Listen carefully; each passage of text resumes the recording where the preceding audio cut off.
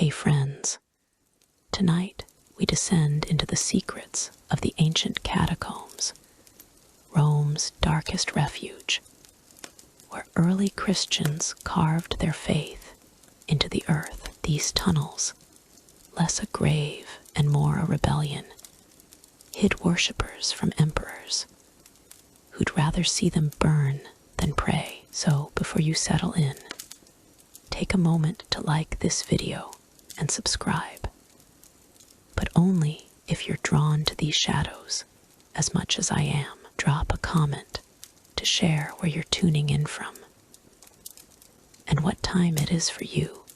It's always intriguing to know who's joining us across the globe. Now, dim the lights. Maybe let a fan hum softly in the background, and let's ease into this journey together. The catacombs didn't start with a prayer, they started with a whisper of defiance. The catacombs began as burial sites, born of necessity. By the 2nd century, Rome's Christians, forbidden to bury within city walls, dug into suburban hills.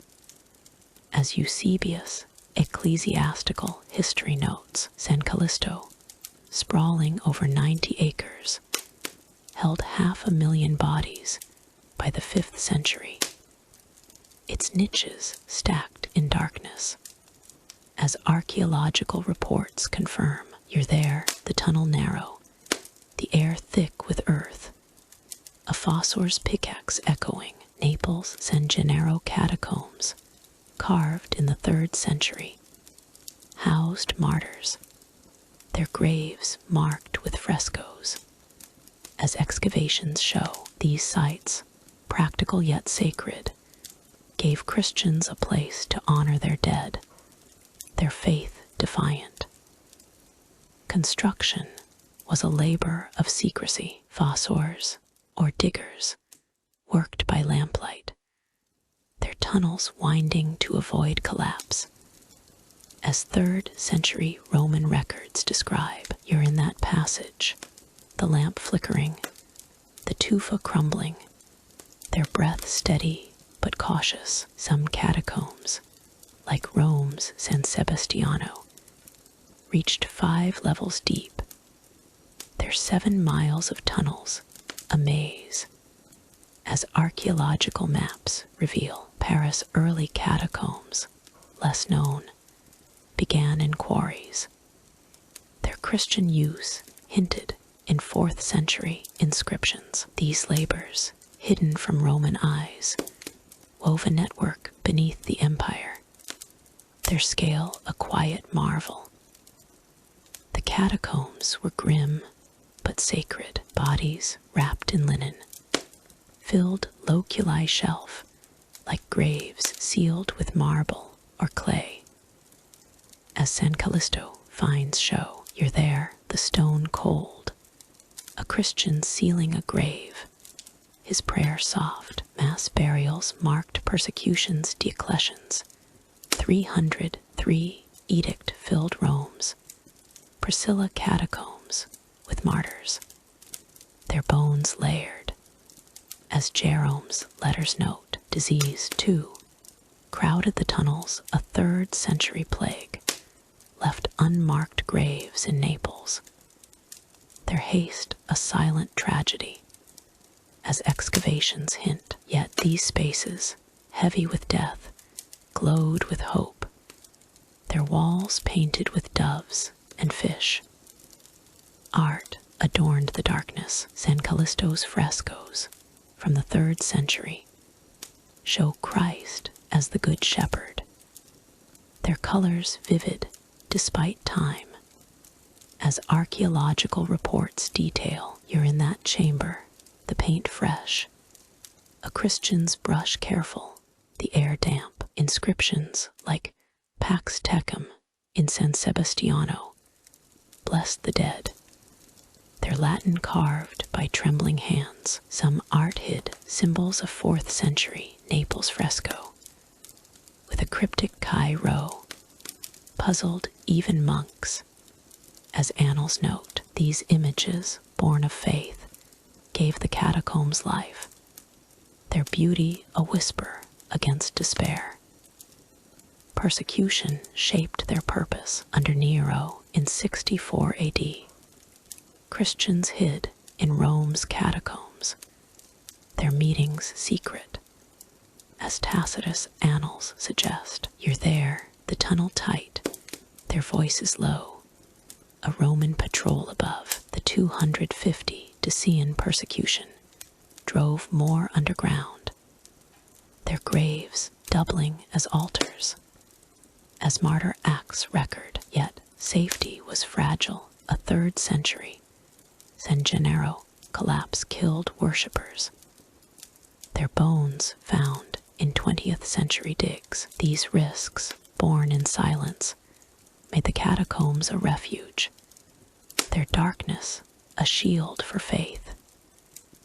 Mysteries lingered in the tunnels. A 4th century Priscilla catacomb chamber, sealed with no exit, held a single skeleton, its purpose unknown. As archaeological journals note, you're there, the door heavy, the air still, the riddle unanswered. Lost catacombs, rumored beneath Rome's hills, evade discovery. Their entrances collapsed. As 5th century texts hint, these secrets, buried in earth, gave the catacombs an air of enigma, their silence a challenge to time. The catacombs faded as Christianity rose. By the 5th century, Constantine's Edict of Milan in 313 legalized worship, emptying the tunnels. As Eusebius notes, you're in that abandoned passage, the lamps cold, a Christian's footsteps gone. Some catacombs, like San Callisto, became shrines. Their relics moved to churches. As 6th century records show, their legacy endures. Modern digs uncover frescoes, their colors a testament to faith. The catacombs, once alive with secrets, whisper of a hidden world, their echoes soft in the earth. Before we continue, if you're enjoying this journey into the shadows, like, subscribe, and comment to share your thoughts. Now, let's turn to the hidden faithful, where Christians worshipped in secret, their prayers a flicker in the dark. The hidden faithful in the ancient catacombs, from the 1st to the 5th centuries, early Christians gathered in secret, their worship a defiant whisper beneath the Roman Empire's watchful eyes. In tunnels like Rome's San Callisto or Naples' San Gennaro, they held Eucharist, buried martyrs, and carved their faith into stone, their lives balanced between devotion and danger. Persecution under emperors like Nero and Diocletian drove them underground, their rituals cloaked in shadow. As you settle into the night's calm, picture a cramped chamber, oil lamps flickering, a Christian's prayer soft, the air heavy with earth and hope. The hidden faithful were the catacombs' soul, their courage a quiet flame. Let's drift into their world, where worship met risk, and every chant held a secret. Worship in the catacombs was a sacred act of defiance. By the 2nd century, Christians gathered for Eucharist in Rome's Priscilla catacombs, their bread and wine shared on stone altars. As Acts of the Martyrs note, you're there, the chamber tight, the cup gleaming, their voices hushed to avoid patrols. A 3rd century San Gennaro inscription records a bishop leading mass, his flock kneeling on dirt, their faith stronger than fear. These rituals, simple but profound, turned tunnels into churches, their silence a shield against Rome's wrath.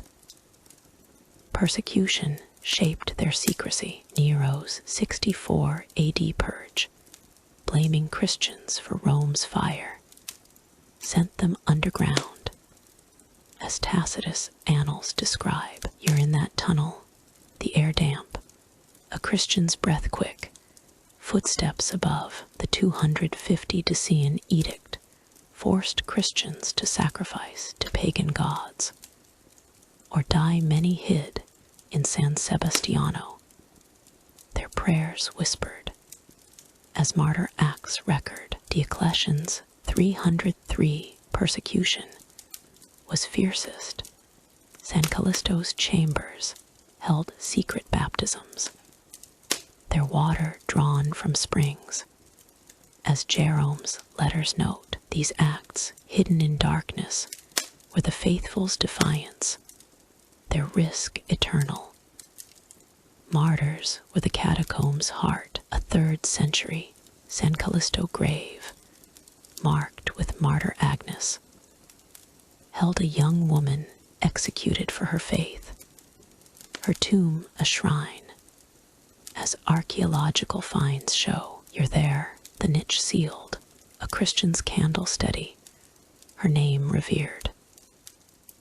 Naples' San Gennaro housed St. Januarius, beheaded in 305, his blood vial a relic. As 4th century annals note, these martyrs, buried with care, inspired the faithful, their deaths a call to worship, their graves altars for the living. Symbols guarded their secrets. Catacomb walls bore fish, doves, and anchors codes for Christ and salvation. As 3rd century Priscilla frescoes show, you're in that passage, the paint fresh, a Christian's brush careful, the symbol hidden. Some inscriptions, like in Cristo, in San Sebastiano, were ciphers, their meaning clear only to believers. As epigraphic studies confirm, a 4th century Naples graffito, a cross within a circle, puzzled even monks, its purpose lost. As annals hint, these signs, carved in haste, gave the faithful a silent language, their faith unspoken. Risk was ever present. A 3rd century Roman chronicle tells of a raid on San Callisto, soldiers dragging worshippers to execution, their lamps left burning. As Martyr Acts note, you're there, the tunnel dark, a Christian's cry faint, the air heavy with fear. Some hid in secret chambers.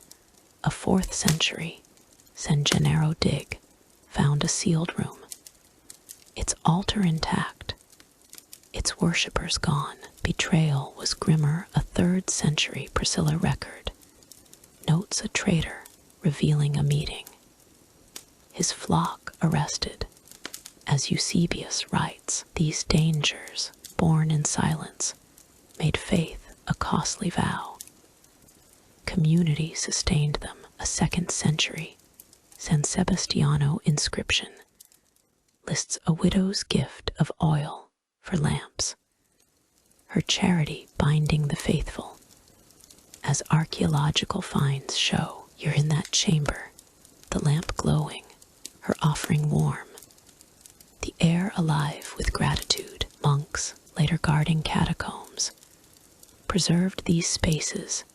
5th century Monte Cassino records note brothers cleaning tunnels, their prayers for the faithful unbroken. These acts, small but vital, wove the hidden into a family, their bond enduring.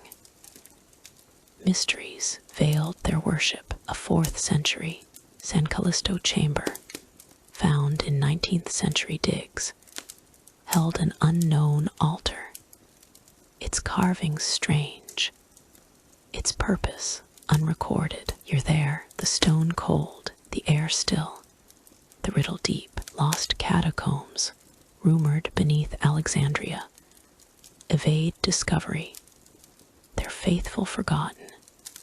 As 5th century texts hint, these enigmas, buried in earth, gave the catacombs an air of secrecy, their prayers a whisper in time.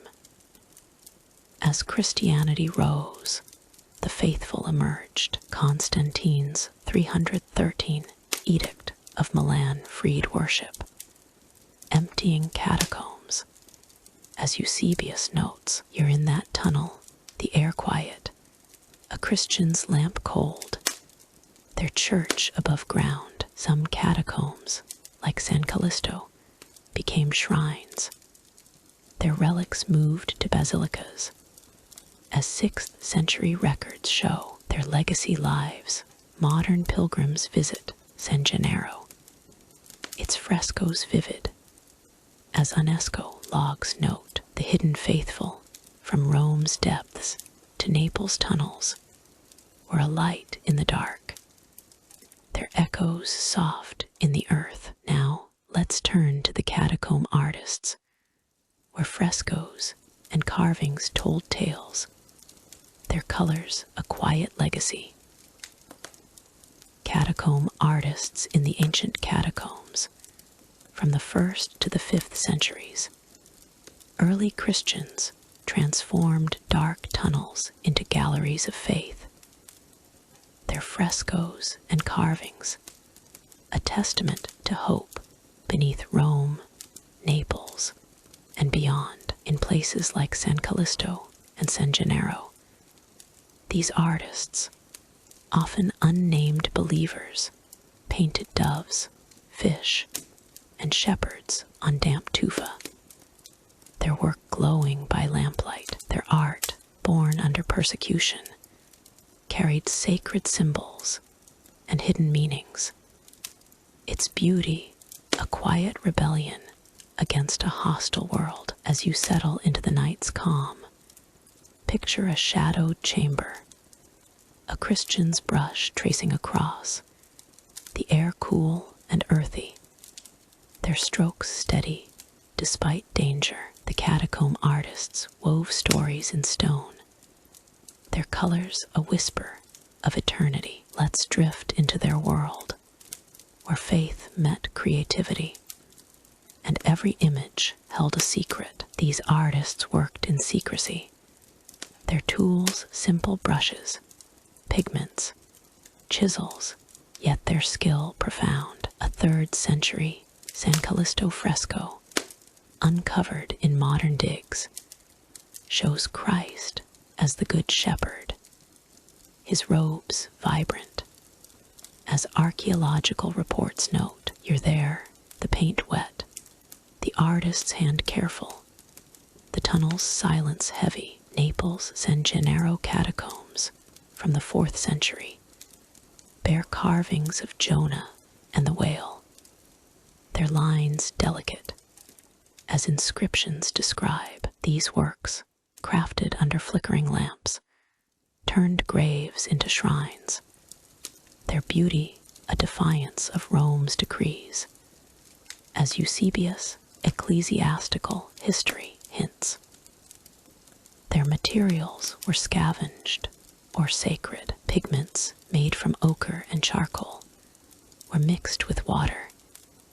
As 3rd century Roman finds show, you're in that chamber, the artist grinding red earth, his bowl chipped, the air damp. Some used marble dust for white, a luxury bartered from quarries.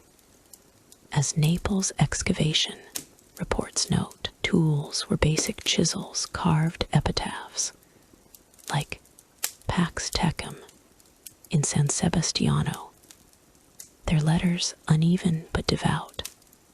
As epigraphic studies confirm, these artists, often lay Christians, worked without glory, their faith their only reward, their names lost to time. The art carried coded messages. The fish, a symbol of Christ, adorned Rome's Priscilla Catacombs, its curves simple but bold.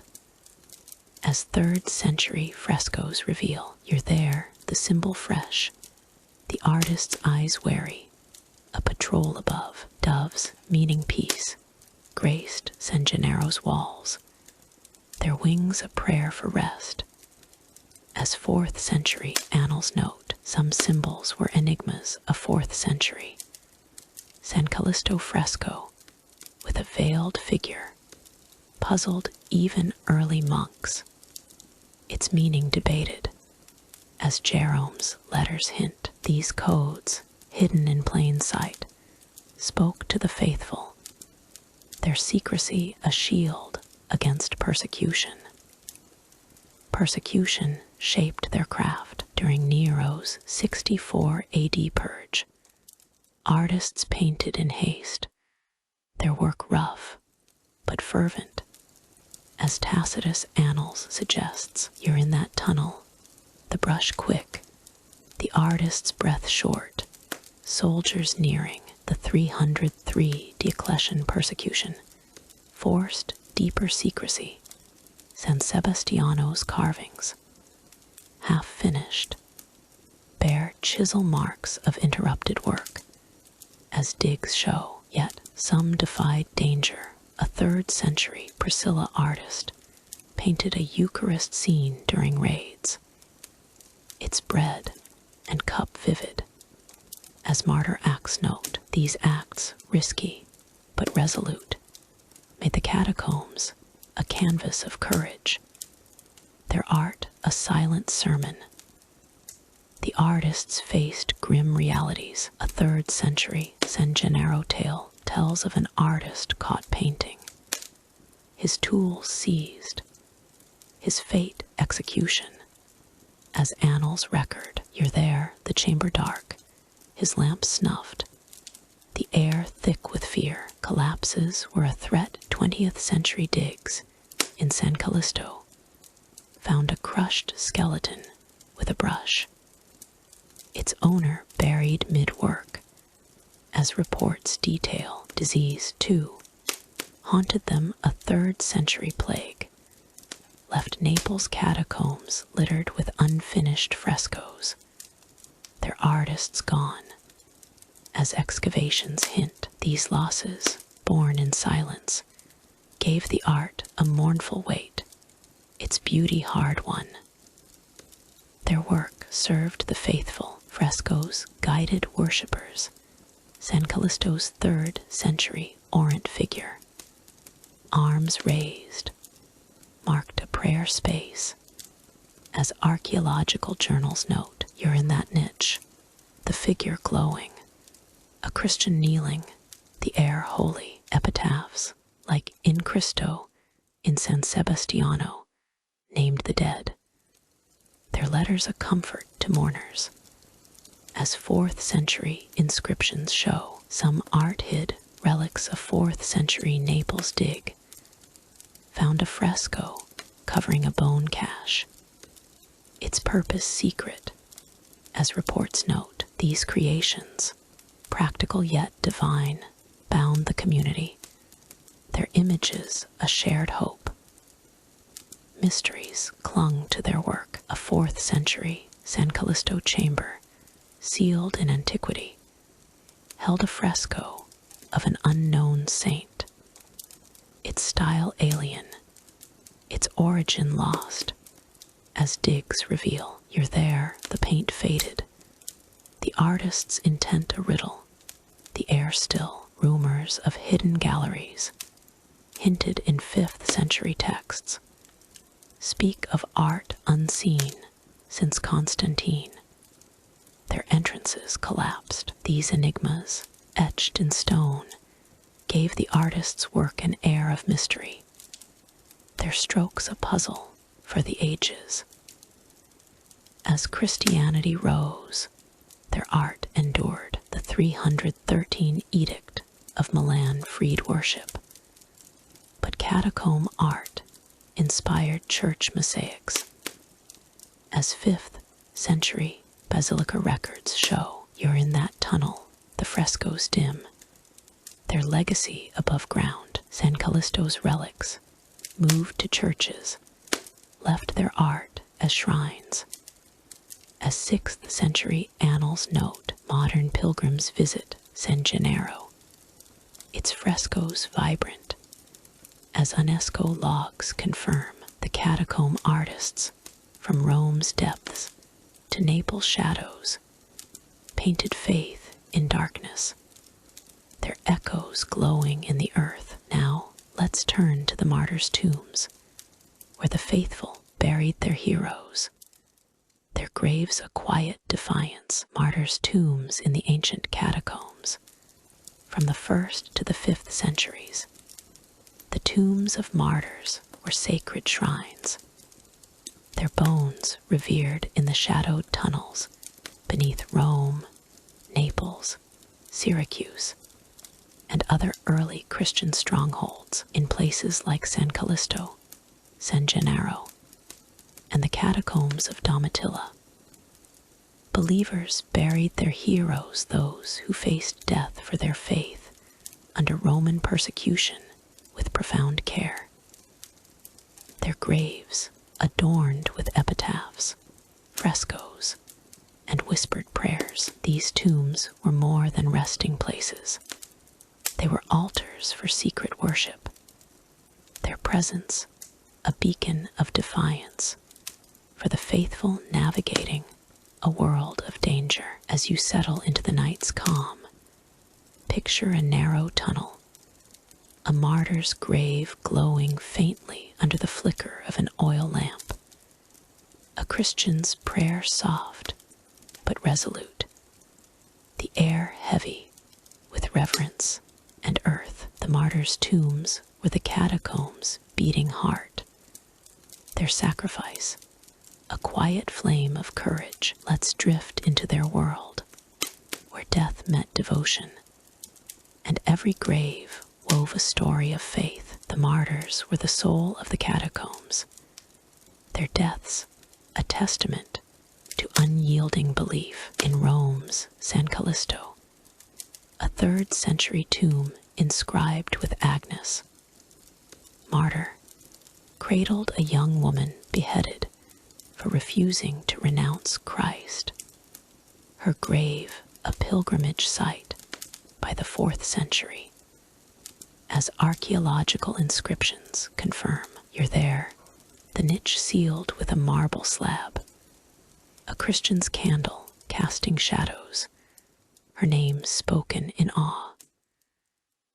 Naples' San Gennaro catacombs enshrined St. Januarius, beheaded in 305 during Diocletian's purge, his tomb marked by a vial of his blood, a relic still venerated, as 4th century annals record. In Syracuse's catacombs of Santa Lucia, a 3rd century grave held Lucia, martyred for her faith, her tomb etched with a dove. As Sicilian excavations show, these martyrs, slain under emperors like Nero, Decius, or Diocletian, were buried with honor, their bones a rallying cry for the persecuted. As Eusebius' ecclesiastical history recounts, burial rituals were steeped in reverence, performed under the constant threat of discovery. Christians wrapped martyrs' bodies in linen, sometimes anointed with myrrh, and placed them in loculi shelf, like graves carved into tufa walls, as finds in San Sebastiano reveal. You're in that cramped tunnel, the cloth pure white, a Christian's hands gentle but hurried, the air cool and damp. Wealthier families, like those in Rome's Domitilla catacombs, buried martyrs in cubicula, small chambers with painted ceilings. As 3rd century frescoes attest, during the 303 Diocletian persecution, mass graves swallowed dozens of martyrs, their bones layered without markers, but revered collectively. As the acts of the martyrs describe, these rites, conducted in flickering lamplight, transformed death into a sacred act. Their secrecy, a prayer against Rome's wrath. Tombs were adorned with care, turning graves into shrines. A 3rd century fresco above a martyr's tomb in San Callisto depicts a dove clutching an olive branch, its colors startlingly vivid.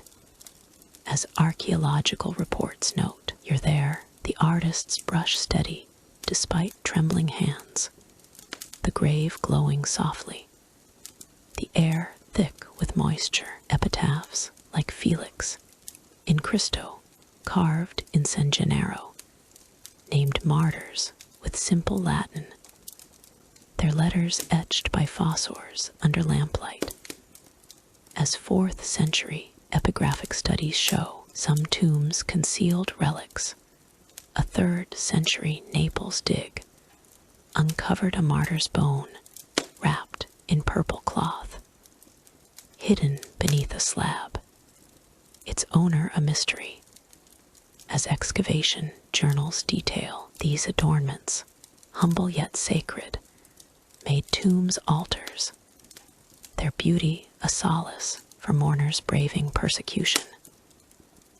Persecution drove these burials deep underground. Nero's 64 AD purge, blaming Christians for Rome's fire, filled catacombs with martyrs, their graves dug in frantic secrecy. As Tacitus' Annals recounts, you're in that chaos, a Christian sealing a tomb with clay, Roman soldiers patrolling above, the earth trembling under their boots. The 250 Decian edict, demanding public sacrifice to pagan gods, forced clandestine burials. San Sebastiano's tombs, marked only with faint crosses, hid martyrs from imperial inspectors. As Martyr Acts note, Diocletian's 303 edict packed San Callisto with bodies, their graves stacked in narrow passages. As Jerome's letters lament, these burials, perilous and rushed, were acts of defiance, their silence a shield for the faithful. Danger shadowed every ritual. A 3rd century San Gennaro chronicle tells of Christians caught mid-burial, their tools confiscated, their executions swift, leaving a martyr's tomb unsealed. As local annals record, you're there, the tunnel plunged into darkness, their chisels abandoned, the air thick with dread. Grave robbers, lured by rumors of relics, desecrated tombs. A 4th century Priscilla catacomb record mourns a stolen martyr's skull, its loss a wound to the faithful. As Eusebius writes, disease added to the grim toll.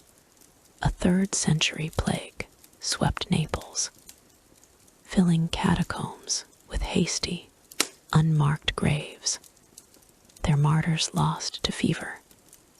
As 20th century digs reveal, these threats, endured in stoic silence, imbued the tombs with a somber sanctity, their peace hard-earned.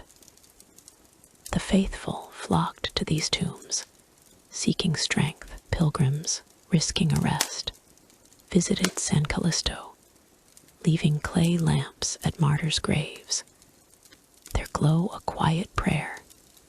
As 4th century finds confirm, you're in that sacred niche, the lamps flame warm, a Christian kneeling on rough stone, the air charged with devotion. Some tombs served as altars. San Sebastiano's 3rd century cubiculum, centered on a martyr's grave, hosted secret Eucharist, its bread broken over sacred bones. As martyr acts describe, later, monks preserved these sites, 5th century records from Monte Cassino note brothers sweeping martyr tombs, their chants echoing in empty tunnels. These acts, quiet but profound, made tombs the catacombs' core, their presence a bond uniting the living and the dead.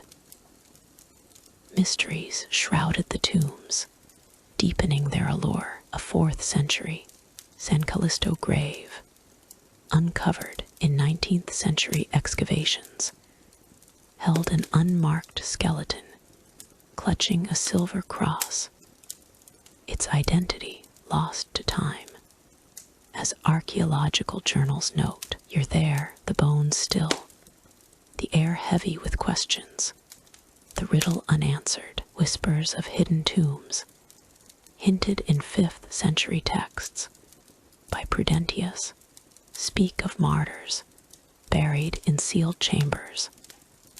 Their entrances collapsed under Rome's hills. A 3rd century Domitilla tomb, sealed with a cryptic inscription, baffled excavators, its meaning debated, as reports detail. These enigmas, carved into the earth, lent the martyrs' tombs an air of mystery, their silence a testament to forgotten sacrifices. As Christianity rose, the tomb's role shifted. Constantine's Edict of Milan in 313 legalized worship, drawing relics from catacombs to new basilicas. As Eusebius chronicles, you're in that now quiet tunnel, a martyr's grave empty, a Christian's prayer faint, the church above ground gleaming. San Callisto's martyrs, like Agnes, were enshrined in grand churches, their tombs left as memorials. As 6th century papal records show, yet some remained. San Gennaro's tombs, untouched, drew pilgrims into the 7th century. As Sicilian annals note, modern visitors, guided by UNESCO-protected paths, walk San Callisto, its graves intact, their stones whispering of courage. The martyrs' tombs, from Rome's depths to Naples' shadows, cradled the faithful's heroes, their echoes enduring in the earth. Now let's turn to the secret passages, where hidden tunnels shielded the faithful, their paths a labyrinth of mystery. Secret passages in the ancient catacombs, from the 1st to the 5th centuries. Secret passages wove a hidden network beneath the cities of Rome, Naples, Paris, and other early Christian enclaves. In catacombs like San Sebastiano, San Callisto, and the lesser-known catacombs of Paris. These concealed tunnels shielded the faithful from Roman persecution, guiding them to worship spaces, burial chambers, and escape routes crafted by fossors with cunning precision. These passages were a lifeline for Christians evading emperor's wrath. Their twists and turns, a silent rebellion. As you settle into the night's calm, picture a torchlit passage, its walls closing in, a Christian's footsteps soft, the air cool and heavy with secrecy. The secret passages were the catacombs' veins, their mystery a whisper of survival. Let's drift into their world, where faith met cunning, and every turn held a secret. These passages were born of necessity, designed to outwit Roman authorities. In San Sebastiano, 3rd century, tunnels branched into hidden corridors, their entrances masked by false walls. As archaeological maps reveal, you're there, the Tufer Rough, a Christian sliding a stone panel, his breath held tight, San Callisto's deepest levels, over 60 feet underground, hid passages leading to sealed cubicula, their access known only to trusted fossors. As 4th century excavation reports note, Paris' early catacombs, carved from limestone quarries, featured narrow crawl spaces. Their Christian use hinted in 5th century graffiti. These routes, dug under cover of night, were the faithful's shield. Their secrecy, a marvel of ingenuity. As Eusebius' ecclesiastical history implies, fossors, the catacombs diggers, were architects of deception using picks and lamps. They carved passages to confuse intruders with dead ends and loops. As San Gennaro's 3rd century layout shows, you're in that tunnel, the lamp's flame wavering, a fossor's chisel striking softly, the air thick with dust. Some passages, like those in Rome's Priscilla catacombs, had ventilation shafts, their openings hidden in hillsides. As 20th century digs confirm, others in Naples' San Gennaro used natural caves, their entrances disguised with rubble. As annals describe, these craftsmen, often believers themselves, risked death to protect their kin, their labor a silent prayer. The passages served multiple purposes. Some led to worship spaces. San Callisto's 3rd century hidden chamber, found in 19th century digs, hosted Eucharist, its altar tucked behind a false wall. As journals note, you're there, the air holy, Christians kneeling, their chants barely audible, others guided to burial sites. San Sebastiano's secret routes reached martyr tombs, their graves safe from looters.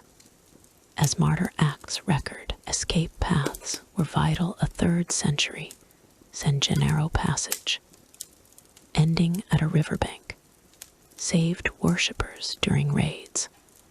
As local chronicles hint, these tunnels, versatile and vital, were the catacombs' lifeline, their darkness a haven.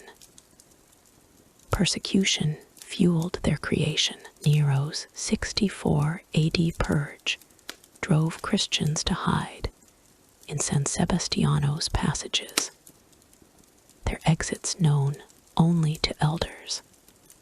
As Tacitus' Annals suggests, you're in that labyrinth, the tunnel tight, a Christian's torch dim, soldiers' shouts above. The 250 Decian persecution pushed deeper, digging Priscilla's hidden routes, marked with cryptic crosses, led to safe chambers. As 3rd century inscriptions show, Diocletian's 303 edict intensified the need.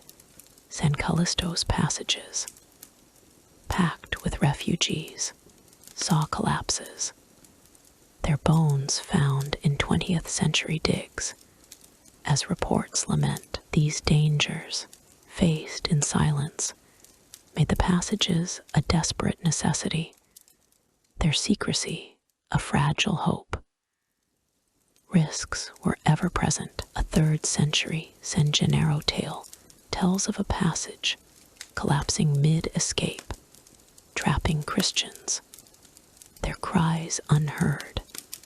As annals record, you're there, the earth shifting, their lamps snuffed, the air suffocating. Betrayal was deadlier. A 4th century Priscilla chronicle notes a traitor revealing a passage, its users arrested, their fate execution. As Eusebius writes, Roman patrols, suspecting catacombs, blocked entrances. A 3rd century San Callisto dig found a sealed passage, its occupants lost. As journals detail, these perils, endured in darkness, gave the passages a grim weight, their safety a fleeting promise. The faithful relied on these routes, guides, often deacons, memorized paths, leading worshippers through San Sebastiano's maze, their steps sure. As 3rd century martyr Acts note, you're there, the guide's hand steady, a Christian following, the air tense but trusting. Some passages hid relics. A 4th century Naples dig found a bone cache in a secret tunnel, its martyr unknown. As reports note, later monks guarded these routes. 5th century Monte Cassino records describe brothers sealing passages to protect relics, their work silent. These paths, known to few, bound the community, their secrecy a shared vow. Mysteries cloaked the passages. A 4th century San Callisto tunnel, discovered in 19th century excavations, ended in a sealed door, its destination unknown. As journals note, you're there, the stone immovable, the air still, the riddle deep. Legends, recorded by Prudentius in the 5th century, speak of lost passages beneath Alexandria, their entrances buried, their users forgotten. A 3rd century Paris catacomb crawlspace, found in 20th century digs, held cryptic graffiti, its meaning debated. These enigmas, hidden in earth, gave the passages an air of mystery, their twists a silent challenge.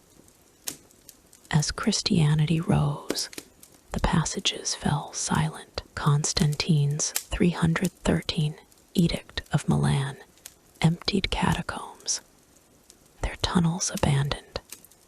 As Eusebius notes, you're in that deserted passage, the torch cold, a Christian's footsteps gone, the church above ground. Some, like San Callisto's, became shrines, their passages sealed.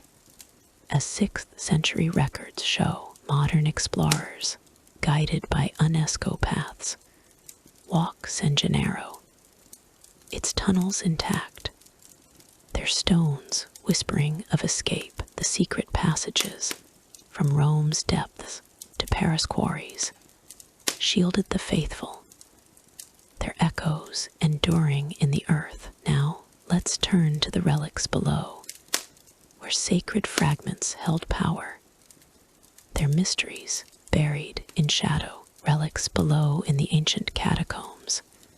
From the 1st to the 5th centuries, relics were sacred treasures, their fragments of bone, cloth, or holy objects revered in the subterranean depths of Rome, Naples, Syracuse, and beyond. In catacombs like San Callisto, San Gennaro, and Domitilla, early Christians hid these relics in secret niches, their power believed to channel divine grace, drawing worshippers to pray in flickering lamplight. These sacred remnants, often tied to martyrs, were both a comfort and a risk, their concealment a defiance of Roman persecution. As you settle into the night's calm, picture a hidden chamber, a relic's crystal reliquary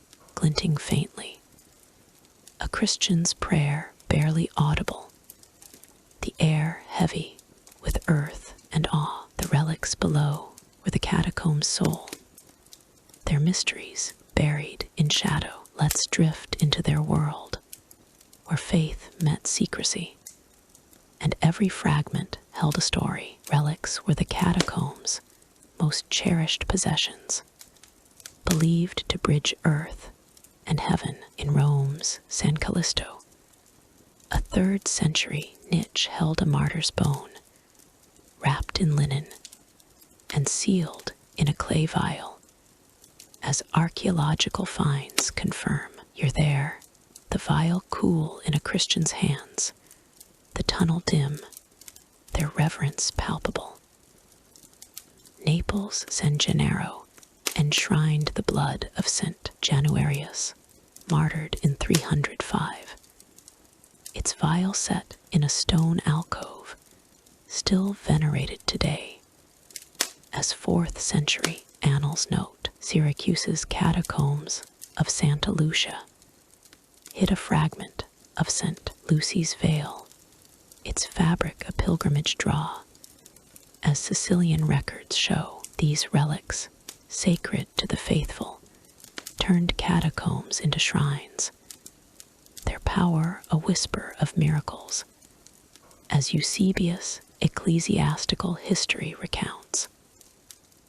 Hiding relics was a sacred duty, fraught with peril. Christians concealed them in secret compartments.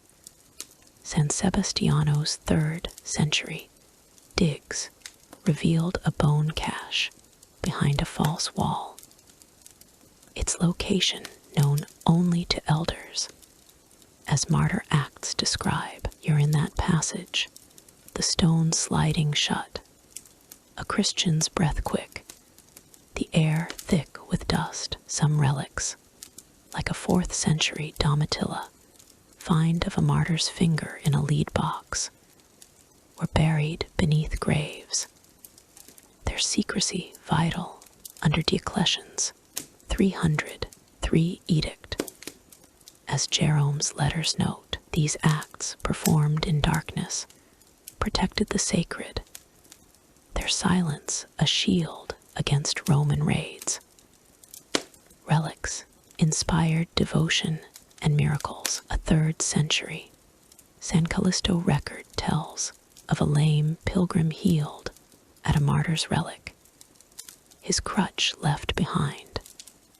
As inscriptions attest, you're there, the chamber glowing, the pilgrim's cry soft, the air alive with faith. In San Gennaro, pilgrims prayed at Januarius' blood vial, claiming it liquefied, a miracle logged in 4th century annals. Yet some relics failed. A 3rd century Priscilla chronicle notes a relic unable to cure fever, its pilgrims departing in sorrow.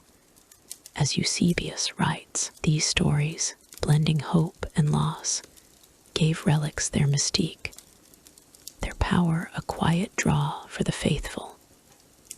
Theft was a constant threat. A 4th century San Sebastiano tale describes a thief prying a relic's casket, only to be caught by vigilant Christians. His punishment exile. As Martyr Acts note, you're there, the tunnel tense, the thief's hands trembling, the relic safe. Forged relics surfaced. A 3rd century Naples record warns of fake bones sold to pilgrims, their gold stolen by charlatans. As local annals lament, these betrayals, hidden in sacred tunnels, cast a grim shadow over the relic's sanctity, their trust fragile under persecution's weight. Persecution shaped their concealment. Nero's 64 AD purge forced Christians to bury relics deep in San Callisto, their locations whispered among the faithful. As Tacitus' Annals suggests, you're in that tunnel, a Christian hiding a reliquary, soldiers above, the earth cold. The 250 Decian edict drove relics deeper. Priscilla's Catacombs hid a martyr's cloth in a sealed niche, its discovery only in 20th century digs. as reports show. Diocletian's 303 persecution packed San Gennaro with relics, their keepers risking death. As Jerome's letters record, these dangers, born in silence, made relics a perilous treasure, their secrecy a sacred vow. The faithful guarded relics with care, deacons acting as custodians, moved relics during raids a 3rd century. San Callisto account describes a deacon smuggling a bone to a hidden chamber, his path memorized. As Martyr Acts note, "You're there, the deacon's step soft, the relic clutched tight, the air heavy with risk." Some relics were venerated in worship. San Domitilla's 4th century Eucharist was held near a martyr's bone, its presence holy. As inscriptions show, later monks preserved relics. 5th century Monte Cassino records note brothers cleaning reliquaries, their prayers soft. These acts, quiet but devout, bound the community, their relics a shared hope. Mysteries surrounded the relics. A 4th century San Callisto niche, found in 19th century excavations, held an unmarked vial with ash, its martyr unknown. As archaeological journals note, "You're there, the vial still, the air thick with questions, the riddle deep." Legends, recorded by Prudentius in the 5th century, speak of lost relics in Alexandria's catacombs, their chambers collapsed, their stories forgotten. A 3rd century Syracuse find revealed a cryptic inscription near a relic, its meaning debated. As reports detail, these enigmas, hidden in stone, gave relics an air of mystery, their silence a challenge to faith. As Christianity rose, relics surfaced. Constantine's 313 Edict of Milan freed worship, moving relics to basilicas. As Eusebius notes, "You're in that now silent tunnel, the reliquary gone, a Christian's prayer faint, the church above ground gleaming." San Callisto's relics, like Agnes, were enshrined in grand churches, their niches empty. As 6th century papal records show, modern pilgrims visit San Gennaro, its blood vial intact. As UNESCO logs confirm, the relics below, from Rome's depths to Syracuse's shadows, held divine power, their echoes whispering in the earth. Now, let's turn to the catacomb pilgrims, where the faithful sought solace, their journeys a quiet devotion. Catacomb pilgrims in the ancient catacombs, from the 1st to the 5th centuries. Pilgrims ventured into the dark tunnels beneath Rome, Naples, Paris, and other Christian enclaves, seeking solace at martyrs' tombs and relics. In catacombs like San Callisto, San Gennaro, and the catacombs of Domitilla, these travelers, men, women, and even children, braved perilous journeys, their faith drawing them to sacred graves. Despite Roman persecution, their visits, often secret, filled the catacombs with whispered prayers and offerings, their courage a testament to devotion. As you settle into the night's calm, picture a pilgrim descending a narrow stair, their lamp casting faint shadows, their steps cautious, the air cool and sacred. The catacomb pilgrims were the faithful's heartbeat, their journeys a whisper of hope. Let's drift into their world, where travel met sacrifice, and every visit held a story. Pilgrims sought the catacombs for divine connection in Rome's San Callisto. 3rd century, pilgrims visited St. Agnes' tomb, leaving clay lamps as offerings, their glow a prayer. As archaeological finds confirm, you're there, the niche warm with light, a pilgrim kneeling, the air heavy with reverence.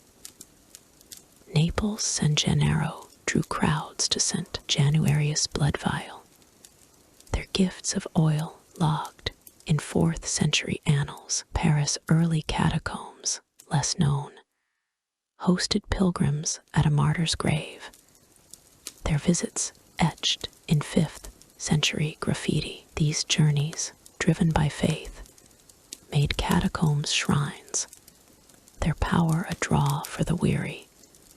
As Eusebius' ecclesiastical history notes, the journey was fraught with danger. Roman roads, patrolled under Nero's 64 AD purge, saw pilgrims arrested, their lamps confiscated.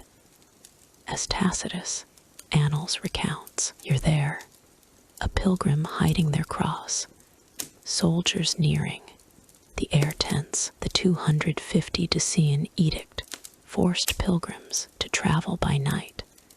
San Sebastiano's records note a widow caught en route, her fate exile. As martyr acts describe, Diocletian's 303 persecution tightened patrols. San Callisto pilgrims used secret passages, their steps guided by deacons. As Jerome's letters hint, these risks, born in silence, made each visit a quiet act of defiance, their faith a shield. Pilgrims brought offerings, binding the community. A 3rd century San Callisto dig found clay lamps and coins at a martyr's tomb, gifts from pilgrims seeking miracles. As reports note, you're in that chamber, the coins glinting, a pilgrim's hands open, the air warm with hope. Some offered cloth. A 4th century San Gennaro record describes a pilgrim's shawl draped over a relic, its weave a prayer for healing. Others left inscriptions, Maria, or a promi carved in Domitilla, a mother's plea for her child. As epigraphic studies show, these gifts, humble but heartfelt, wove pilgrims into the catacombs story, their devotion a shared bond. Worship was central to their visits. Pilgrims joined secret Eucharist in San Sebastiano's cubicula, their bread broken near martyrs' graves. As 3rd century martyr acts note, you're there, the altar rough, their chants soft, the air holy. Some prayed alone. A 4th century Priscilla inscription records a pilgrim's vow at a tomb, its words scratched in haste. Others sought miracles. San Callisto's 3rd century annals tell of a blind man healed at a relic, his cry echoing in the tunnels. Yet failures lingered. A Naples chronicle notes a pilgrim's unanswered prayer, their departure heavy. As annals lament, these acts, sacred but uncertain, gave pilgrimages their weight, their hope a flicker in the dark. Betrayal and loss shadowed their path. A 3rd century San Gennaro tale tells of a pilgrim betrayed by a guide, their group arrested during worship, their fate execution. As local records note, you're in that tunnel, the air still, their lamps snuffed, the betrayal sharp. Robbers targeted pilgrims. A 4th century Domitilla account describes a thief stealing offerings, the faithful mourning, the loss. As Eusebius writes, disease was grimmer. A 3rd century plague killed pilgrims in Naples catacombs, their bodies buried in haste. As 20th century digs show, these perils, endured in faith, made pilgrimages a costly vow, their courage a quiet strength. The catacombs shaped their experience. Guides led pilgrims through San Callisto's maze, their torches marking safe paths. As 3rd century inscriptions note, "You're there," the guide's voice low, a pilgrim's steps cautious, the tunnel tight. Some catacombs, like Paris, had narrow crawl spaces, their pilgrims stooping. As 5th century graffiti hint, later monks maintained these sites.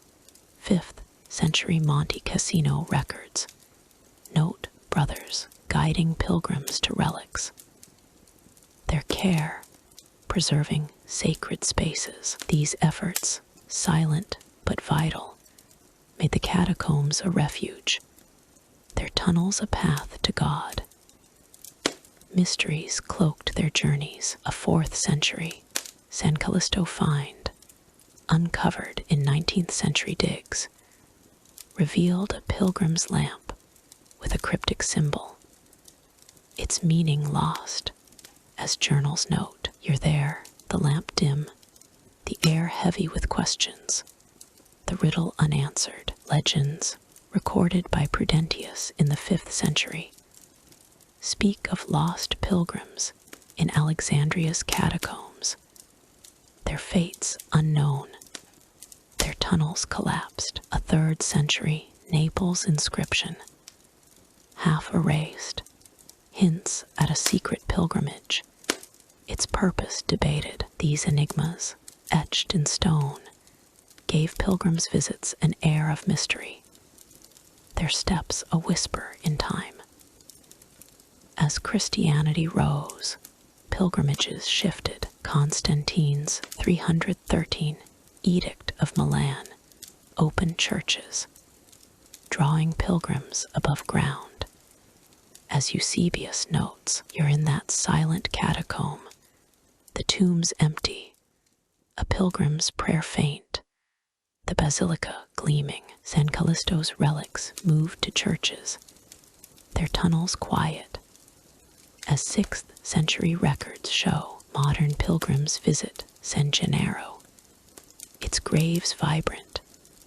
As UNESCO logs confirm, the catacomb pilgrims, from Rome's depths to Naples' shadows, sought solace in darkness, their echoes enduring in the earth. Now, let's turn to the forgotten chambers, where lost spaces hid secrets, their silence a final mystery. Forgotten chambers in the ancient catacombs, from the 1st to the 5th centuries.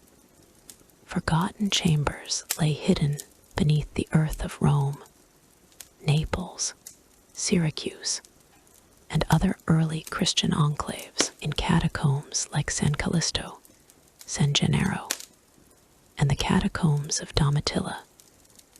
These sealed or lost spaces used for worship, refuge, or burial were abandoned over time.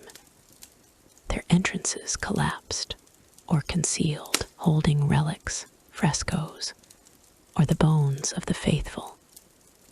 These chambers whisper of secrets lost to history, their silence a testament to the perils of persecution. As you settle into the night's calm, picture a sealed door in a dim tunnel, its stone unyielding, a Christian's lamp long extinguished, the air heavy with mystery. The forgotten chambers were the catacombs' hidden heart, their stories buried in shadow. Let's drift into their world, where faith met obscurity, and every chamber held a secret. These chambers were crafted with purpose, often in secrecy. In San Callisto, a 3rd century cubiculum, uncovered in 19th century digs, was sealed with a marble slab, its frescoed walls hinting at secret worship. As archaeological reports note, you're there, the door heavy, the air still. A Christian's prayer silenced centuries ago. Naples' San Gennaro Catacombs hid a chamber with a relic niche, its entrance disguised by rubble. As 4th century annals describe, Syracuse's Catacombs of Santa Lucia held a sealed room, its purpose lost, found only in 20th century excavations. These spaces, built by fossors under lamplight, were sanctuaries for the faithful, their secrecy a shield against Roman eyes, as Eusebius' ecclesiastical history suggests. Their uses varied, each chamber a refuge, some like a 3rd century San Sebastiano cubiculum, served as altars for Eucharist, its walls painted with doves.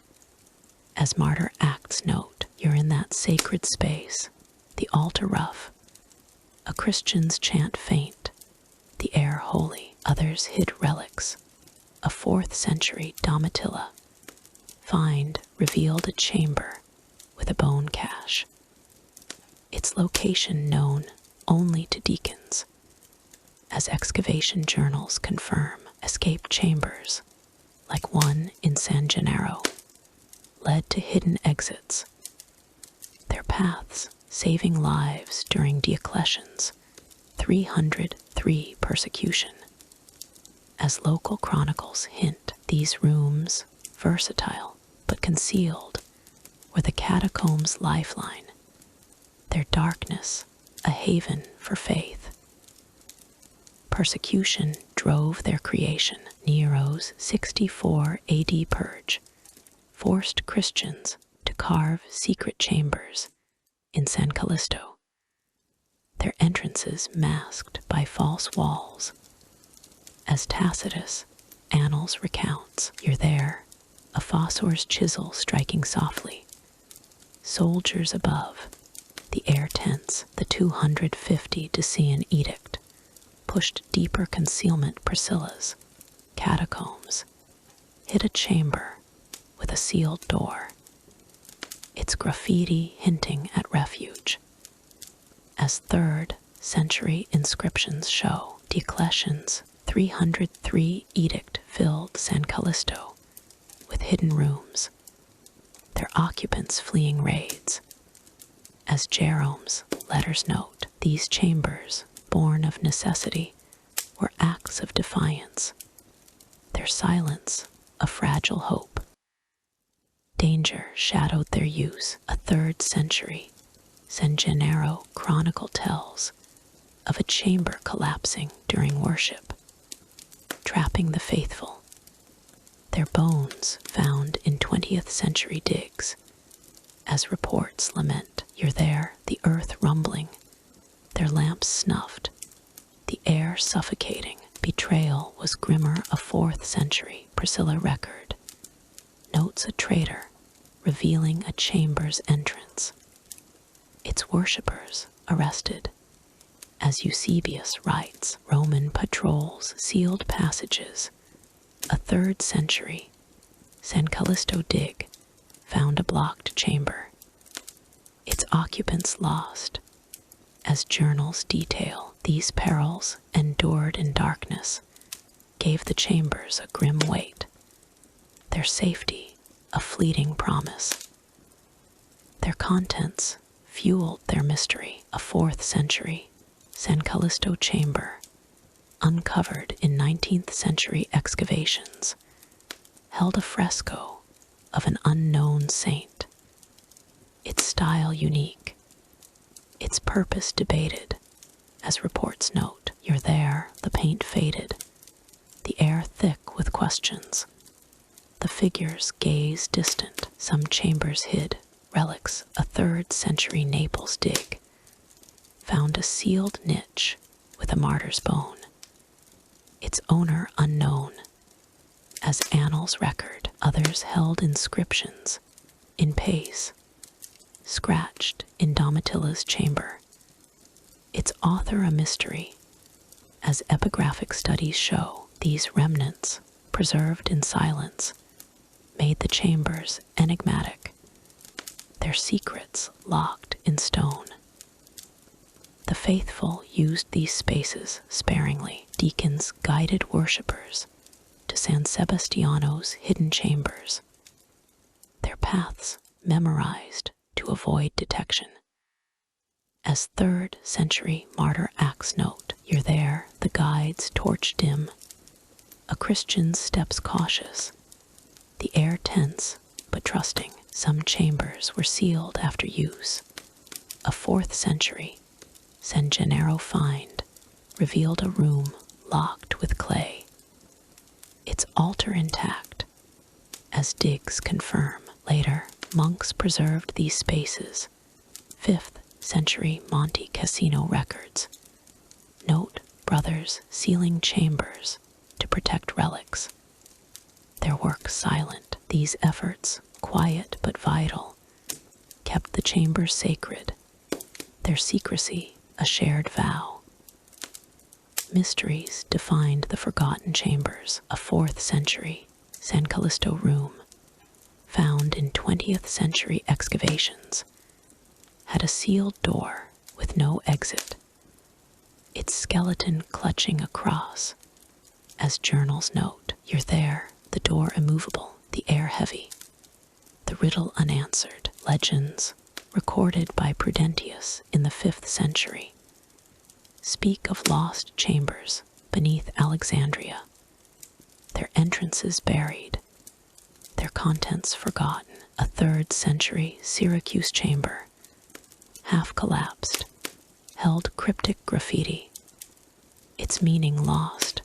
As reports detail, these enigmas, hidden in earth, gave the chambers an air of mystery, their silence a challenge to time. As Christianity rose, the chambers faded. Constantine's 313 Edict of Milan emptied catacombs, their tunnels abandoned, as worship moved above ground. As Eusebius notes, "You're in that deserted chamber, the frescoes dim, a Christian's lamp cold, the basilica gleaming." Some, like San Callisto's, became shrines, their relics moved to churches. As 6th century records show, modern explorers, guided by UNESCO paths, visit San Gennaro, its chambers intact, their stones whispering of secrets. The forgotten chambers, from Rome's depths to Syracuse's shadows, hid the faithful's heart, their echoes enduring in the earth. Now let's turn to the catacomb keepers, where guardians protected sacred spaces, their vigil a quiet duty. Catacomb keepers in the ancient catacombs, from the 1st to the 5th centuries. Keepers, deacons, fossors, and later monks guarded the sacred tunnels beneath Rome, Naples, Paris, and other Christian strongholds. In catacombs like San Callisto, San Gennaro, and the catacombs of Priscilla, these custodians maintained graves, relics, and worship spaces, their work a silent vow under the threat of Roman persecution. They cleaned frescoes, hid relics, and guided the faithful, their labor preserving a fragile faith in a hostile world. As you settle into the night's calm, picture a keeper in a dim tunnel, his lamp casting soft light, his steps careful, the air cool and heavy with duty. The catacomb keepers were the faithful's shield, their vigil a whisper of devotion. Let's drift into their world, where service met sacrifice, and every task held a story. Keepers were the backbone of the catacombs, their roles vital, yet unseen. In San Callisto, 3rd century, deacons oversaw burials, their hands sealing martyr tombs. As inscriptions note, "You're there, the slab heavy, the deacon's prayer soft, the air earthy." Fossors, or diggers, carved tunnels in San Gennaro, their picks shaping sacred spaces. As 4th century annals record, by the 5th century, monks in Monte Cassino maintained Rome's catacombs, their brooms sweeping dust from relics. As chronicles detail, these keepers, often believers risking their lives, preserved the catacombs' sanctity, their work a quiet offering, as Eusebius' ecclesiastical history hints. Their duties were diverse and perilous. Deacons in San Sebastiano guided pilgrims through mazes, their torches marking paths to altars. As 3rd century martyr acts note, "You're there, the torch flickering, the deacon's voice low, the air tense with secrecy." Fossors in Priscilla's catacombs repaired collapsed tunnels, their labor saving worship spaces. As 4th century digs show, some keepers hid relics. A 3rd century San Callisto find revealed a bone cache moved during a raid, its keeper unknown. As journals confirm, these tasks, performed under persecution, made keepers guardians of faith, their silence a shield. Persecution shaped their work. Nero's 64 AD purge forced San Callisto keepers to conceal entrances, their false walls fooling soldiers. As Tacitus' Annals suggests, "You're there, a keeper sliding a stone shut, his breath held, soldiers above." The 250 Decian edict demanded vigilance. San Gennaro keepers patrolled tunnels, their lamps dim to avoid detection. As annals note, Diocletian's 303 edict brought raids. Priscilla's keepers smuggled relics to safety, their paths secret.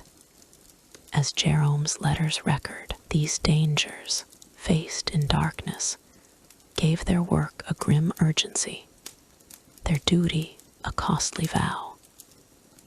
Keepers maintained sacred art. In San Callisto, 3rd century, fossors cleaned frescoes of the Good Shepherd, their brushes gentle on damp tufa. As archaeological reports detail, "You're there, the paint vivid, the keeper's hands steady, the air damp." In San Gennaro, keepers etched epitaphs like "Pax Tecum" on tombs, their chisels precise. As 4th century inscriptions show, some preserved cryptic symbols. A 3rd century Domitilla find revealed a cross hidden in a fresco, its keeper's intent lost. As journals note, these efforts, quiet but sacred, kept the catacombs alive, their art a testament to faith. Betrayal and loss haunted them. A 3rd century San Gennaro chronicle tells of a keeper betrayed, revealing a relic's hiding place, his fate execution. As annals record, "You're there, the tunnel dark, his lamp snuffed, the air heavy with betrayal." Tunnel collapses were deadly. A 4th century San Callisto dig found a keeper's skeleton under rubble, his tools nearby. As reports lament, disease struck too. A 3rd century plague killed Naples keepers, their graves unmarked. As 20th century digs show, These losses, born in silence, gave their work a somber weight, their vigil a sacrifice. The faithful relied on their care. Pilgrims trusted San Sebastiano keepers to lead them to martyrs' tombs, their guidance vital. As 3rd century inscriptions note, "You're there, the keeper's steps sure, a pilgrim following, the air trusting." Keepers organized worship. San Callisto deacons set altars for Eucharist, their bread shared in secret. As martyr acts describe, later, monks preserved these spaces.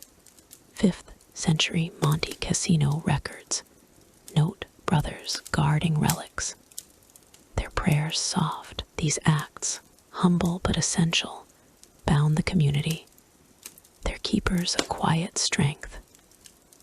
Mysteries surrounded their work. A 4th century San Callisto find, uncovered in 19th century digs, revealed a keeper's lamp with an unknown symbol, its purpose lost.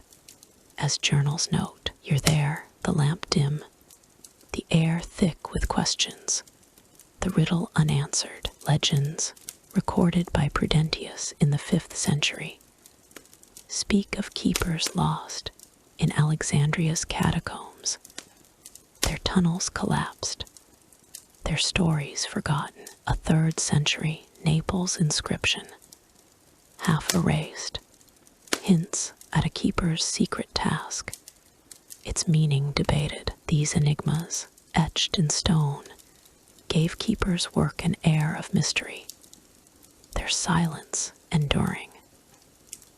As Christianity rose, keepers faded. Constantine's 313 Edict of Milan emptied catacombs, their tunnels quiet as worship moved above ground. As Eusebius notes, "You're in that silent passage, the keeper's tools still, a prayer faint, the basilica gleaming." Some catacombs, like San Callisto, became shrines, their keepers monks. As 6th century records show, modern pilgrims visit San Gennaro, its tunnels preserved. As UNESCO logs confirm, the catacomb keepers, from Rome's depths to Naples' shadows, guarded faith's heart, their echoes whispering in the earth. Now, let's turn to the catacomb scribes, where words carved in stone told tales, their letters a quiet legacy. Catacomb scribes in the ancient catacombs, from the 1st to the 5th centuries.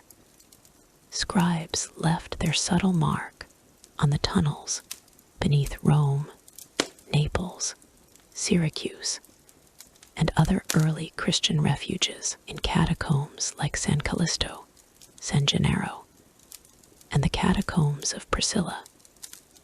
These artisans, often believers skilled in writing carved inscriptions on tombs, walls, and reliquaries, their words preserving names, prayers, and symbols of faith, working by lamplight under the threat of Roman persecution. Their etchings were acts of devotion, their letters a quiet defiance. As you settle into the night's calm, picture a scribe in a cramped passage, his chisel steady on damp stone, his script faint, the air heavy with earth and reverence. The catacomb scribes were the faithful's voice, their words a whisper of eternity. Let's drift into their world, where writing met sacrifice, and every letter held a story. Scribes were the catacombs' silent chroniclers, their work essential to memory. In San Callisto, a 3rd century tomb bore the inscription, Agnus in pace, its Latin carved with care, naming a martyr. As archaeological inscriptions confirm, "You're there, the chisels tap soft, the scribe's lamp flickering, the air cool. Naples San Gennaro held epitaphs like Felix, Ora pro nobis, etched for a child. As 4th century annals note, Syracuse's Catacombs of Santa Lucia preserved a 3rd century prayer, Domine Salva, scratched on a wall. As Sicilian digs show, these inscriptions, crafted in secrecy, honored the dead and bound the living, their words a testament to faith, as Eusebius' ecclesiastical history suggests. Their tools were simple, their skill profound. Scribes used chisels and styluses, their marks guided by charcoal outlines. As San Sebastiano's 3rd century finds reveal, you're in that tunnel, the scribe tracing letters, his hands steady despite the damp, the air thick with tufa dust. Some used paint for temporary guides. A 4th century Priscilla dig found red ochre sketches beneath an inscription.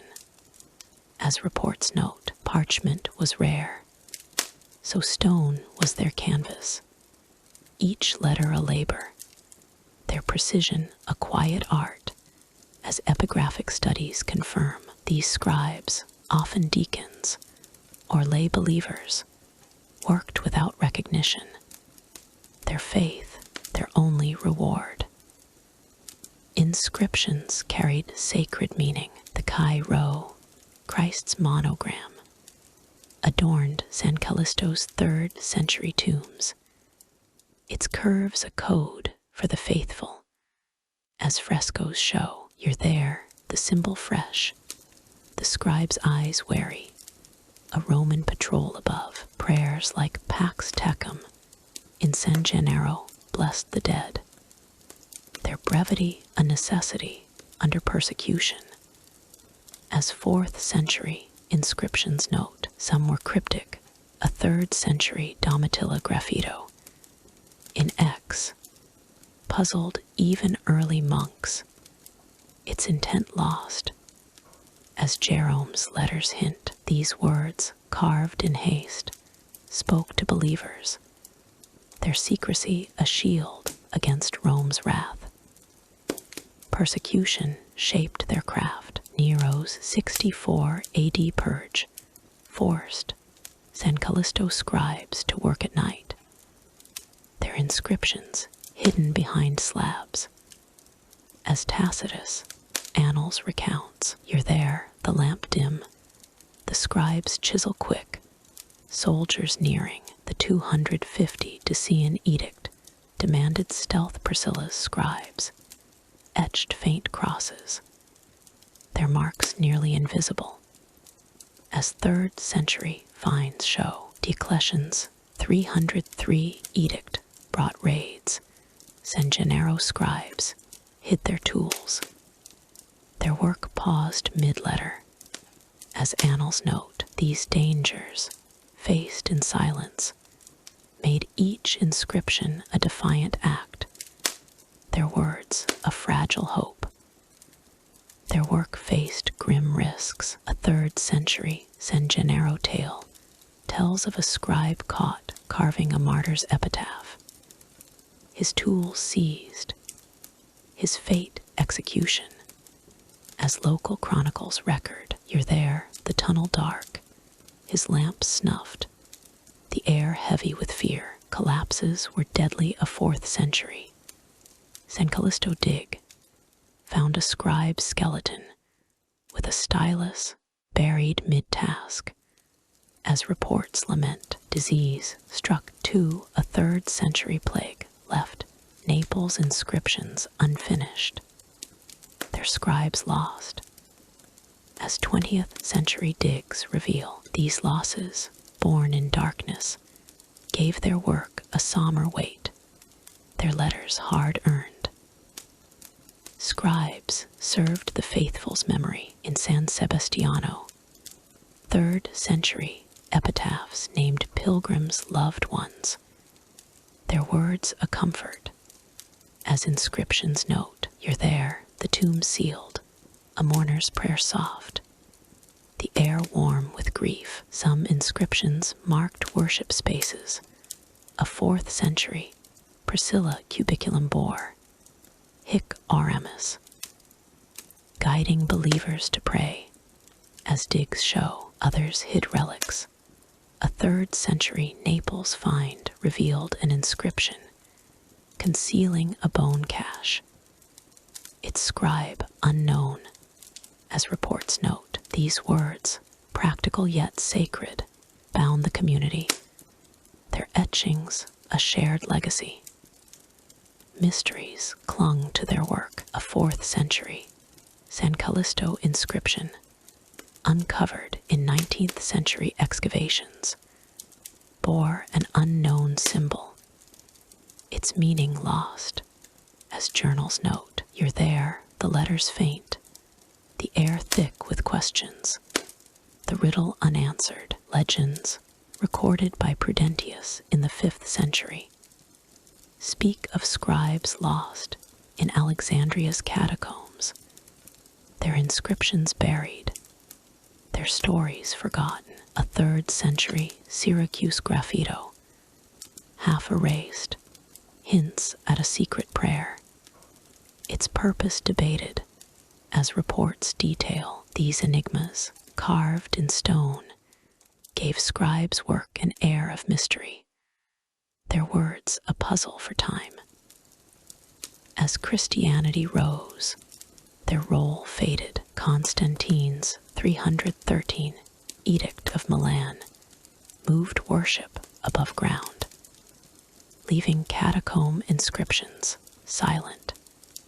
As Eusebius notes, you're in that deserted tunnel, the letters dim, a scribe's tool still, the basilica gleaming. Some catacombs, like San Callisto, became shrines, their inscriptions preserved.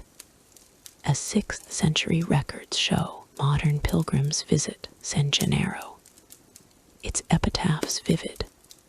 As UNESCO logs confirm, the catacombs scribes, from Rome's depths to Syracuse's shadows, carved faith's voice, their echoes enduring in the earth. Now, let's turn to the catacomb rituals, where secret worship bound the faithful, their chants a quiet defiance. Catacomb rituals in the ancient catacombs, from the 1st to the 5th centuries.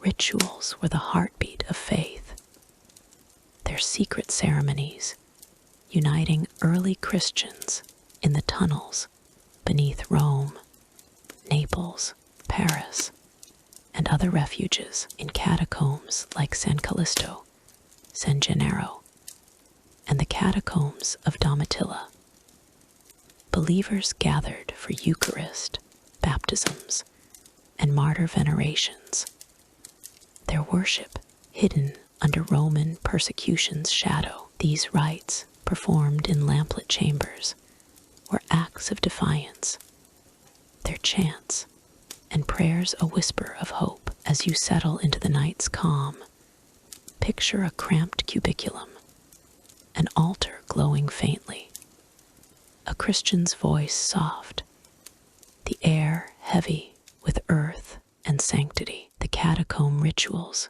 were the faithful soul, their ceremonies a flicker in the dark. Let's drift into their world, where worship met danger, and every rite held a story. Rituals were the core of catacomb life, binding the community. In San Callisto, 3rd century, Christians held Eucharist in a hidden chamber, their bread and wine shared on a stone altar. As inscriptions note, you're there, the cup glinting, their chants hushed, the air holy. San Gennaro's 4th century records describe baptisms in a tunnel spring, its water blessed by a deacon.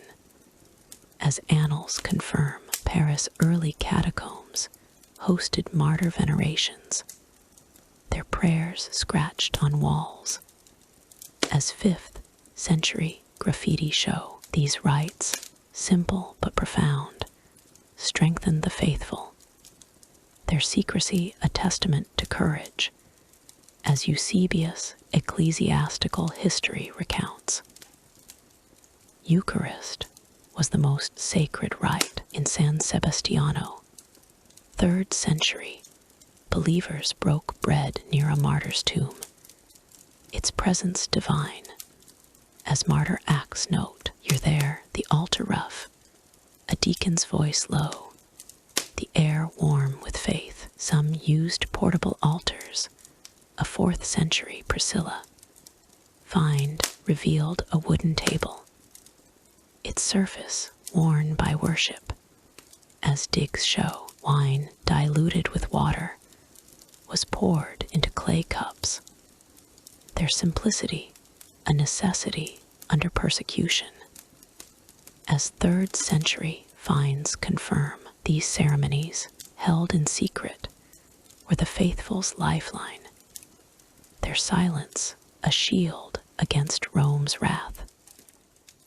Baptisms marked new believers. A 3rd century San Gennaro chronicle tells of a child baptized in a hidden pool, its water drawn from a spring. As annals note, "You're there, the water cold, the deacon's hands gentle, the air tense with joy." In San Callisto, adults were immersed in shallow basins, their vows whispered to avoid detection. As 4th century inscriptions show, some baptisms were rushed. A 3rd century Priscilla record notes a convert baptized during a raid, their rite unfinished. As Jerome's letters hint, these acts, sacred but perilous, welcomed souls to faith, their secrecy a quiet vow. Martyr veneration was a solemn ritual. In San Callisto, 3rd century, pilgrims prayed at St. Agnes' tomb, their lamps left as offerings. As archaeological finds note, "You're there, the niche glowing, their prayers soft, the air heavy with reverence." San Gennaro's faithful venerated St. Januarius blood vial, their chants logged in 4th century annals. Some rituals involved relics. A 3rd century Domitilla find revealed a bone touched during prayer, its power believed divine. As reports show, these rites, honoring the slain, gave strength to the living, their devotion a flicker against despair. Persecution shaped every ceremony. Nero's 64 AD purge forced San Callisto rituals underground, their altars hidden behind slabs. As Tacitus' Annals suggests, "You're there, a deacon hurrying worship, soldiers above, the air thick with fear." The 250 Decian edict silenced chants. Priscilla's rituals used gestures to avoid sound. As 3rd century inscriptions hint, Diocletian's 303 edict brought raids. San Gennaro worshippers fled mid-Eucharist, their cups left behind. As annals lament, these dangers, faced in silence, made rituals acts of defiance, their faith a fragile light. Risks were ever present. A 3rd century San Gennaro tale tells of worshippers caught mid-rite, their altar smashed, their fate execution. As chronicles record, "You're there, the chamber dark, their voices stilled, the air heavy with loss." Collapses threatened a 4th century. San Callisto dig found worshippers' bones under rubble, their lamps crushed. As reports note, betrayal was grimmer. A 3rd century Priscilla chronicle notes a traitor revealing a ritual, its participants arrested. As Eusebius writes, these perils, endured in darkness, gave rituals a somber sanctity, their peace hard won. The faithful sustained these rites. Deacons led San Sebastiano's Eucharist, their roles memorized. As 3rd century martyr Acts note, you're there, the deacon's hands steady, the faithful kneeling, the air trusting. Pilgrims brought offerings, a 4th century. San Callisto find revealed oil flasks left at an altar. As digs show, monks later preserved these spaces. 5th century Monte Cassino records note brothers cleaning ritual chambers, their prayers soft. These efforts, quiet but vital, kept rituals alive, their community a shared hope. Mysteries cloaked the rites. A 4th century San Callisto chamber, found in 19th century digs, held an altar with an unknown symbol, its ritual lost. As journals note, you're there, the altar dim, the air thick with questions, the riddle unanswered. Legends, recorded by Prudentius in the 5th century, speak of secret rites in Alexandria's catacombs, their details buried. A 3rd century Naples inscription hints at a forgotten baptism, its meaning debated. As reports show, these enigmas, hidden in stone, gave rituals an air of mystery, their silence enduring.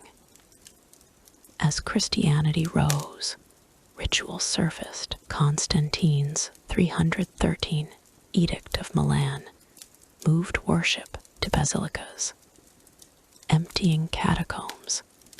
As Eusebius notes, you're in that silent chamber, the altar bare, a prayer faint, the church gleaming. San Callisto's rites influenced church liturgy.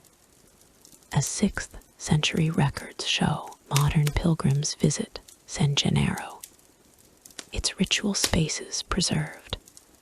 As UNESCO logs confirm, the catacomb rituals, from Rome's depths to Naples' shadows, bound faith's heart, their echoes whispering in the earth. Now, let's turn to the catacomb children, where the young found refuge, their lives a quiet courage. Catacomb children in the ancient catacombs, from the 1st to the 5th centuries. Children found refuge in the shadowed tunnels beneath Rome, Naples, Syracuse, and other early Christian strongholds. In catacombs like San Callisto, San Gennaro, and the catacombs of Domitilla, young believers, some barely past infancy, were buried, baptized, or hidden from Roman persecution. Their presence, a poignant thread in the faithful story. These children, whether martyrs, orphans, or worshippers, left delicate traces in graves and inscriptions, their lives a testament to resilience. As you settle into the night's calm, picture a small grave in a dim tunnel, a clay lamp glowing beside it, a parent's prayer soft, the air heavy with earth and loss. The catacomb children were faith's fragile heart, their courage a whisper in the dark. Let's drift into their world, where innocence met sacrifice, and every trace told a story. Children were buried with care, their graves marked by love. In San Callisto, a 3rd century loculus bore the inscription, Felix, aged 5, in pace. Its tiny size a heartbreak, as archaeological finds confirm. You're there, the slab sealed, a mother's hand trembling, the air cool and mournful. Naples, San Gennaro held a 4th century child's tomb etched with Maria, ora pro nobis, its letters small but precise. As annals note, Syracuse's Catacombs of Santa Lucia revealed a 3rd century infant's grave, wrapped in linen, a dove carved above. As Sicilian digs show, these burials, tender yet sacred, honored the young, their memory a bond for the faithful, as Eusebius' ecclesiastical history hints. Some children were martyrs, their deaths searing. A 3rd century San Sebastiano record tells of a girl, barely 10, executed for refusing to worship pagan gods. Her tomb, a pilgrimage site. As Martyr Acts note, you're there, the niche glowing, a pilgrim's lamp steady, the air heavy with reverence. In San Callisto, a 4th century inscription marks Lucius, martyr, aged 8, killed during Diocletian's 303 purge. As Jerome's letters record, these young martyrs, slain under Nero or Decius, were buried with honor, their courage inspiring the faithful, their graves altars in the dark, as annals describe. Baptisms welcomed children to faith, even in peril. A 3rd century San Gennaro chronicle describes an infant baptized in a tunnel spring, its water blessed in haste. As local records note, you're there, the pool cold, a deacon's voice soft, the air tense with hope. In Priscilla's Catacombs, a 4th century graffito marks a child's baptism during a raid, its vows rushed. As inscriptions show, some children, orphaned by persecution, were baptized en masse. A 3rd century Domitilla find notes a group rite, their names unrecorded, as reports confirm. These ceremonies, secret but sacred, bound the young to the community, their faith a fragile light. Children hid in the catacombs, their lives at risk during Nero's 64 AD purge. Families sheltered in San Callisto's passages, their children quieted to avoid detection. As Tacitus' Annals suggests, you're there, a child's breath hushed, a mother's hand steady, soldiers above. The 250 Decian edict drove orphans to San Sebastiano, their hiding places known only to deacons. As Martyr Acts note, Diocletian's 303 edict filled San Gennaro with young refugees, their survival uncertain. As 4th century annals lament, these children, hidden in darkness, were faith's quiet hope, their presence a defiant spark. Danger shadowed their lives. A 3rd century San Gennaro tale tells of a child caught in a raid, their family arrested, their fate execution. As chronicles record, you're there, the tunnel dark, their cry faint, the air thick with fear. Collapses were deadly. A 4th century San Callisto dig found a child's skeleton under rubble, a toy amulet nearby.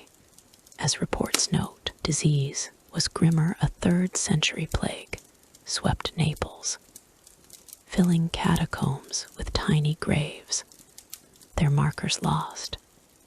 As 20th century digs show, these losses, born in silence, gave the children's presence a somber weight, their lives a costly thread. The faithful cherished these young souls. Parents left offerings at children's graves. San Callisto's 3rd century finds, include clay dolls and lamps, their glow a prayer. As archaeological journals note, you're there, the lamp warm, a father kneeling, the air heavy with grief. Deacons protected orphans, San Sebastiano's 3rd century records. Note a deacon hiding children in a cubiculum. Their safety, his vow. As martyr acts show, later, monks preserved their memory. 5th century Monte Cassino annals describe brothers cleaning child graves, their prayers soft. These acts, tender but vital, wove children into the catacombs' heart, their memory a shared sorrow. Mysteries clung to their traces. A 4th century San Callisto grave, found in 19th century excavations, held a child's skeleton with an unmarked amulet, its purpose lost.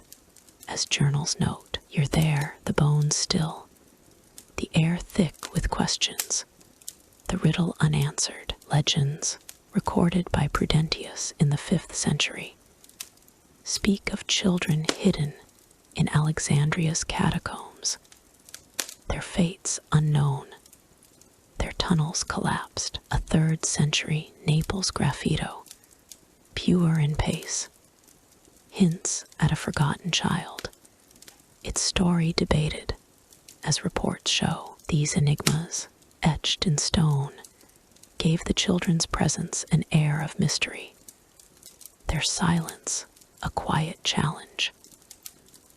As Christianity rose, the catacombs emptied. Constantine's 313 Edict of Milan moved worship above ground, leaving children's graves silent. As Eusebius notes, you're in that deserted tunnel, a tiny tomb bare, a prayer faint, the basilica gleaming. Some catacombs, like San Callisto, became shrines, their child martyrs venerated in churches. As 6th century records show, modern pilgrims visit San Gennaro, its small graves preserved. As UNESCO logs confirm, the catacomb children, from Rome's depths to Syracuse's shadows, carried faith's fragile hope, their echoes enduring in the earth. Now, let's turn to the catacomb healers, where the faithful sought miracles, their cures a quiet wonder. Catacomb healers in the ancient catacombs, from the 1st to the 5th centuries. Healers, deacons, widows, and believers, with knowledge of remedies, sought miracles, and offered care in the tunnels beneath Rome, Naples, Paris, and other Christian refuges. In catacombs like San Callisto, San Gennaro, and the catacombs of Priscilla, these figures tended the sick, prayed over relics, and invoked divine aid. Their work a blend of faith and practice under Roman persecution. Their efforts, often in secret chambers, brought hope to the suffering. Their cures whispered in awe. As you settle into the night's calm, picture a lamplit niche, a healer's hands gentle on a fevered brow, their prayer soft, the air heavy with earth and mercy. The catacomb healers were faith's quiet strength, their care a flicker in the dark. Let's drift into their world, where healing met sacrifice, and every cure held a story. Healers were vital to the faithful, their skills a lifeline. In San Callisto, a 3rd century deacon tended pilgrims with herbs, his remedies logged in inscriptions. As archaeological finds note, you're there, the herb pouch worn, his hands steady, the air cool and damp. San Gennaro's 4th century annals describe a widow mixing salves for wounds, her care saving lives. As local records show, Paris' early catacombs held a healer's niche, its walls scratched with prayers for health. As 5th century graffiti confirm, these healers, often untrained but devout, served the community, their work a quiet miracle, as Eusebius' ecclesiastical history hints. Relics were their greatest tool in San Callisto, 3rd century. Pilgrims sought healing at St. Agnes' tomb, their prayers answered with cures. As inscriptions record, you're there, the tomb glowing, a sick child stirring, the air alive with hope. San Gennaro's St. Januarius blood vial, venerated in the 4th century, was touched for miracles, its liquefaction a marvel. As annals note, some relics failed a 3rd century Priscilla chronicle tells of a fever unhealed, its pilgrims mourning. As Jerome's letters show, these relics, sacred yet uncertain, gave healers their power, their faith a bridge to the divine.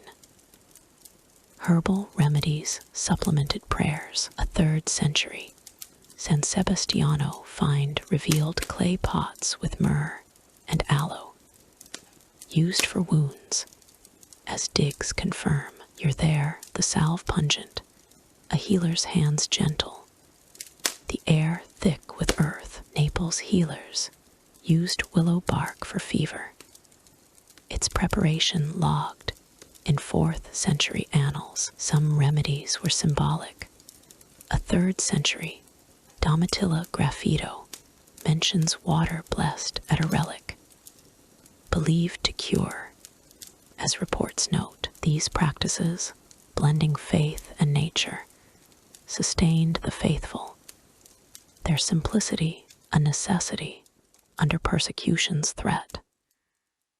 Persecution shaped their work. Nero's 64 AD purge forced San Callisto healers to treat in hidden chambers, their herbs concealed.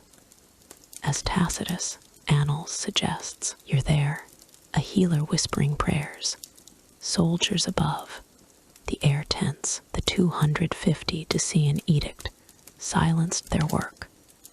Priscilla healers used gestures to signal cures, avoiding sound. As 3rd century inscriptions hint, Diocletian's 303 edict brought raids. San Gennaro healers hid remedies in niches, their patients fleeing. As annals lament, these dangers, faced in silence, made healing a defiant act, their care a fragile light. Risks were constant. A 3rd century San Gennaro tale tells of a healer caught tending a martyr, her herbs seized, her fate execution. As chronicles record, you're there, the niche dark, her tools abandoned, the air heavy with loss. Disease was deadly. A 3rd century plague swept Naples, killing healers and patients, their graves unmarked. As 20th century digs show, betrayal struck too. A 4th century Priscilla record notes a traitor revealing a healer's chamber, its occupants arrested.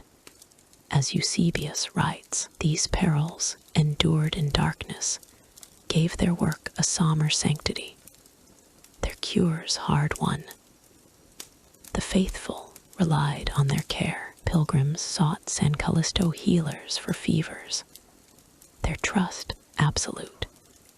As 3rd century finds note, you're there, a healer's touch gentle, a pilgrim's eyes hopeful, the air warm with faith. Deacons organized care. San Sebastiano's 3rd century records describe a deacon distributing salves, his role vital. As martyr acts show, monks later preserved these traditions.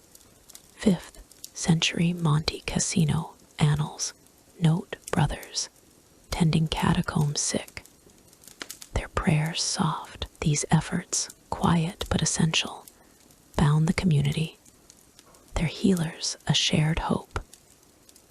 Mysteries surrounded their work. A 4th century San Callisto niche, found in 19th century digs, held a clay vial with unknown herbs, its healer lost.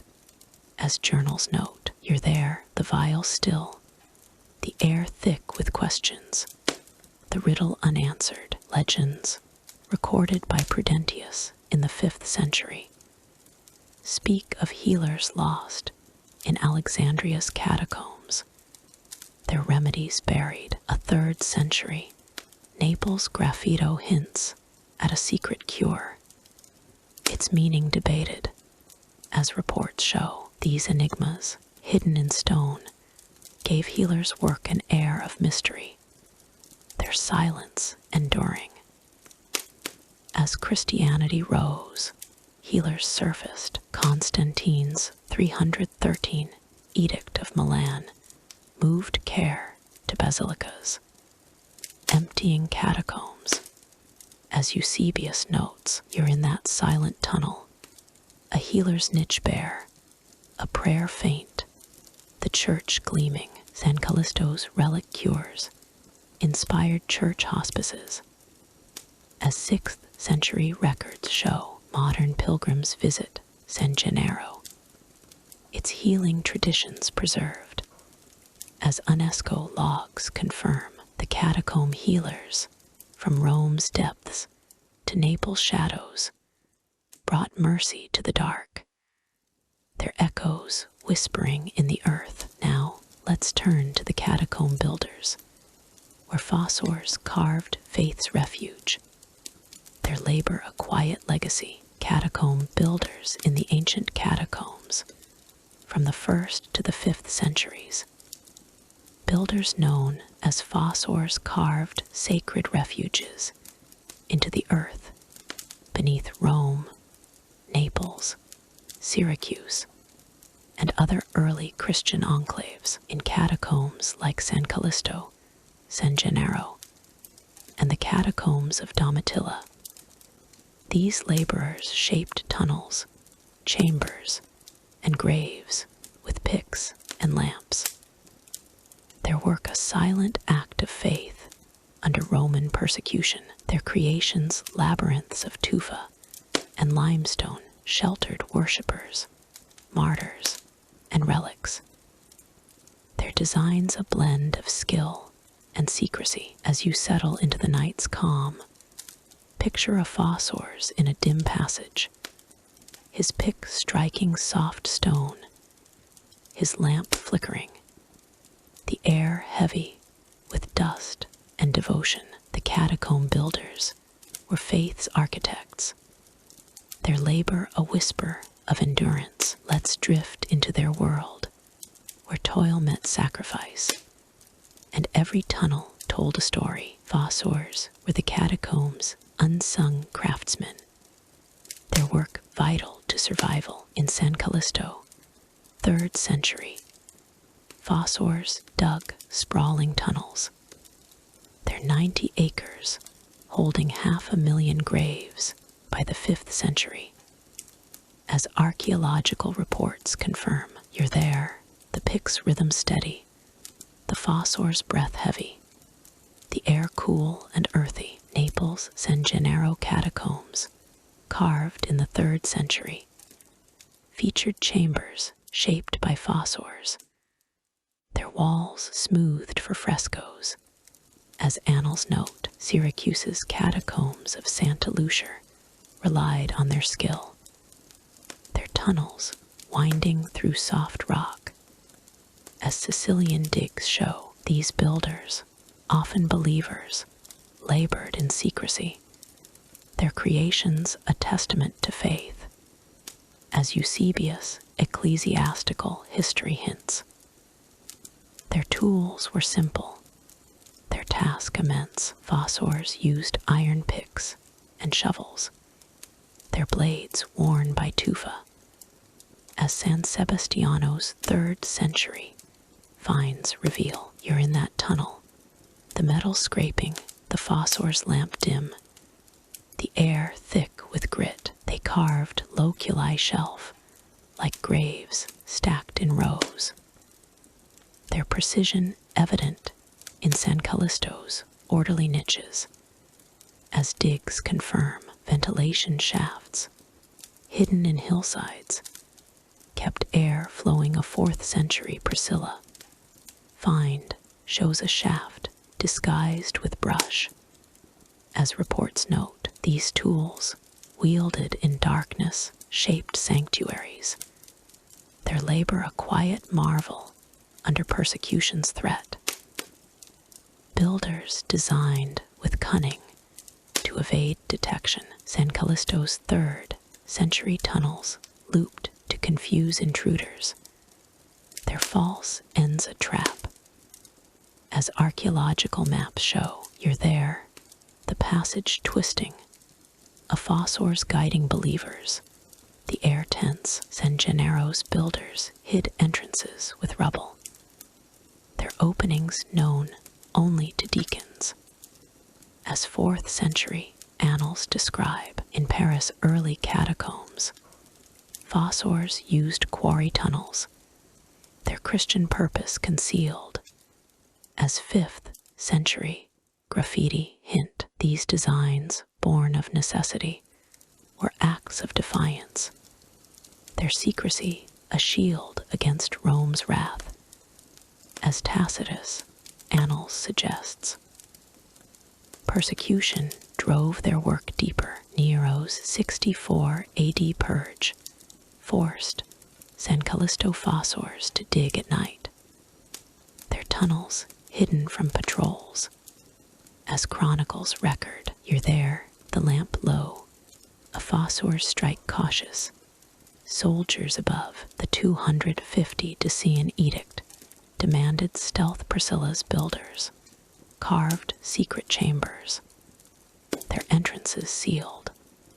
As 3rd century finds note, Diocletian's 303 edict packed San Gennaro with new tunnels, their haste evident in uneven walls. As annals lament, these dangers, faced in silence, made building a perilous vow, their tunnels a fragile refuge. Risks were constant. A 3rd century San Gennaro tale tells of a fossor's caught digging, his tools confiscated, his fate execution. As local records note, you're there, the tunnel dark, his lamp snuffed, the air heavy with fear. Collapses were deadly. A 4th century San Callisto dig found a fossor's skeleton under rubble, his pick nearby. As reports confirm, disease struck too. A 3rd century plague killed Naples builders, their graves unmarked. As 20th century digs show, these losses, born in darkness, gave their work a grim weight, their tunnels a costly legacy.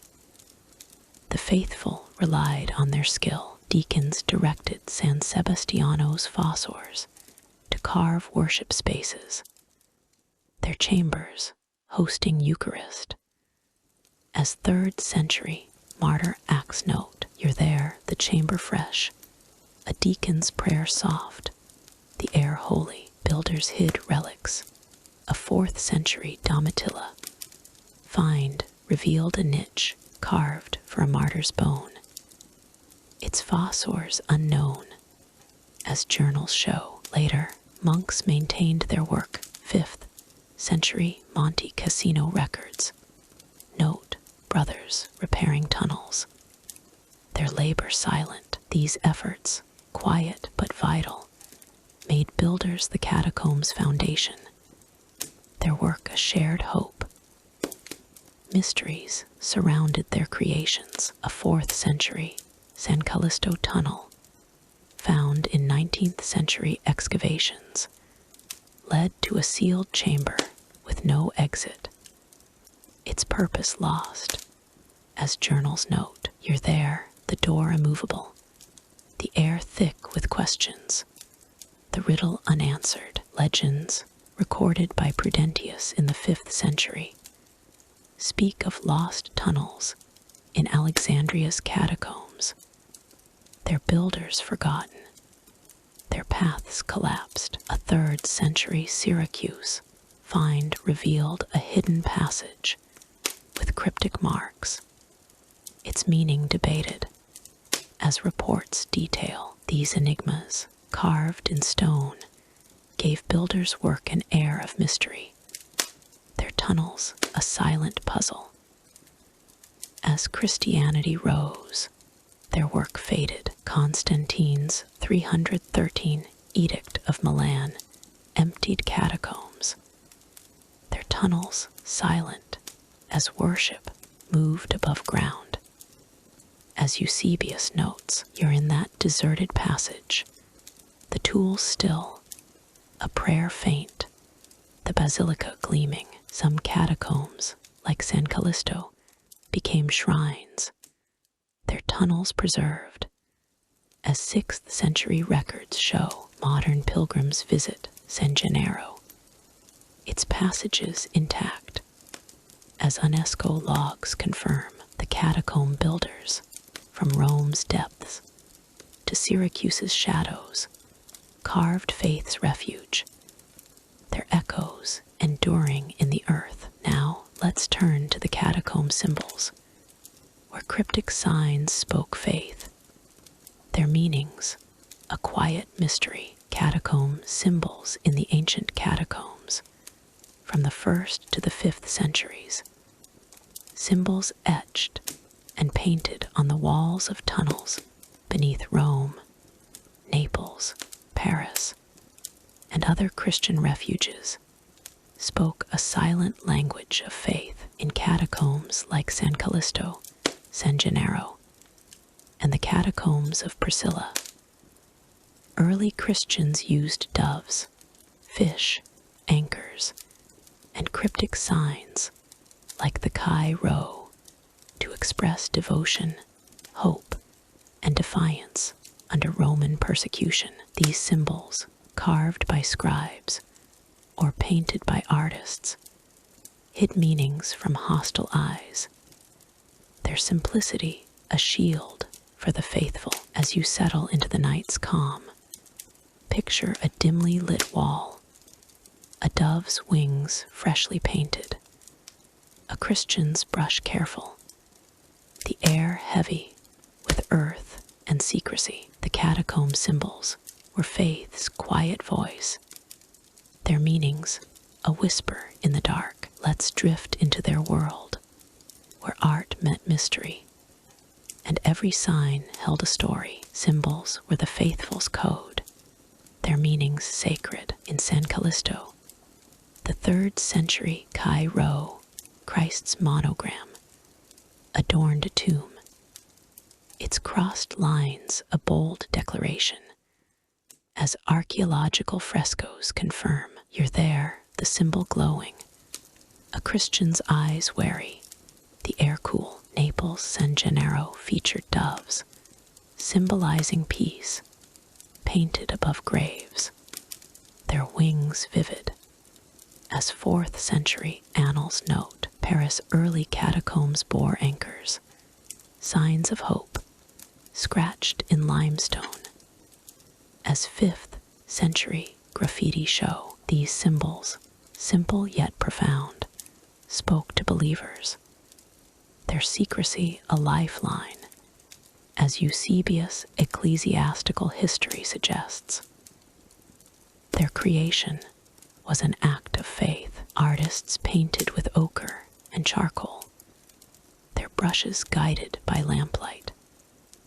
As San Sebastiano's 3rd century finds reveal, you're there, the paint wet, an artist's hand steady, the air thick with tufa dust. Scribes carved symbols with chisels, a 4th century Priscilla inscription shows a fish etched beside a prayer, its lines precise.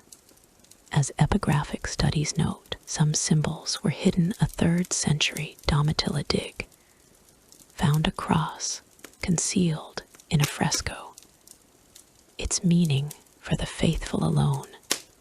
As reports confirm, these creations, crafted in peril, were a quiet rebellion, their art a prayer in stone. Symbols served multiple roles. The fish, an acronym for Christ in Greek, marked San Callisto's worship spaces, guiding believers. As 3rd century inscriptions show, "You're there, the fish faint," a deacon pointing, "the air holy." Doves on San Gennaro tombs blessed the dead, their peace a comfort. As 4th century annals note, anchors in Priscilla's catacombs symbolized salvation, their lines scratched by pilgrims. As digs reveal, some symbols were cryptic. A 3rd century Syracuse graffito, a circle with a cross, puzzled even monks. As Jerome's letters hint, these signs, versatile and sacred, bound the community, their meanings a shared hope. Persecution shaped their use. Nero's 64 AD purge forced San Callisto artists to paint symbols in hidden chambers, their work concealed. As Tacitus' Annals suggests, "You're there, the brush quick, soldiers above, the air tense." The 250 Decian edict demanded subtlety. Priscilla's symbols were small, their lines faint to avoid detection. As 3rd century finds note, Diocletian's 303 edict brought raids. San Gennaro's doves were painted in haste, their wings uneven. As annals lament, these dangers, faced in silence, made symbols acts of defiance, their secrecy a fragile light. Risks shadowed their creation. A 3rd century San Gennaro tale tells of an artist caught painting a Cairo, his tools seized, his fate execution. As chronicles record, "You're there, the tunnel dark, his lamp snuffed, the air heavy with fear." Collapses were deadly. A 4th century San Callisto dig found a scribe's skeleton beside a half-carved fish. As reports note, disease struck too. A 3rd century plague left Naples symbols unfinished, their artists gone. As 20th century digs show, these losses, born in darkness, gave symbols a somber weight, their beauty a costly vow.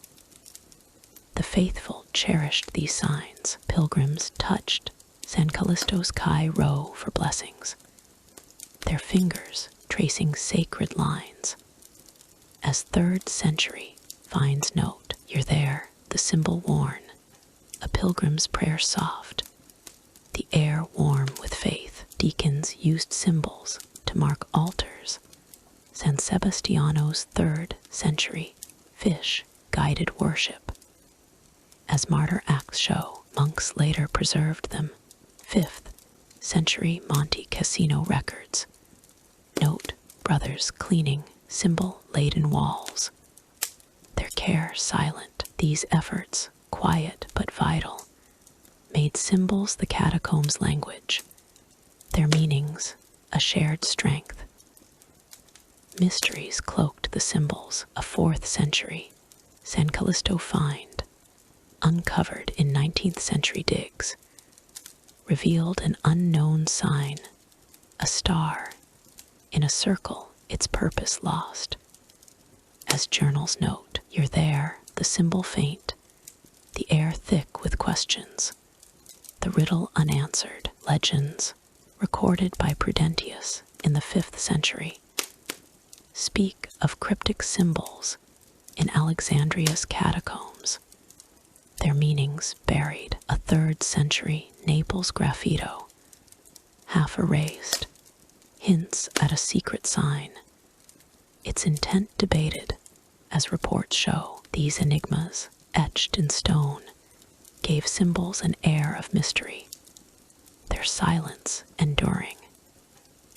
As Christianity rose, symbols surfaced. Constantine's 313 Edict of Milan moved worship to basilicas, their walls adorned with catacomb-inspired signs.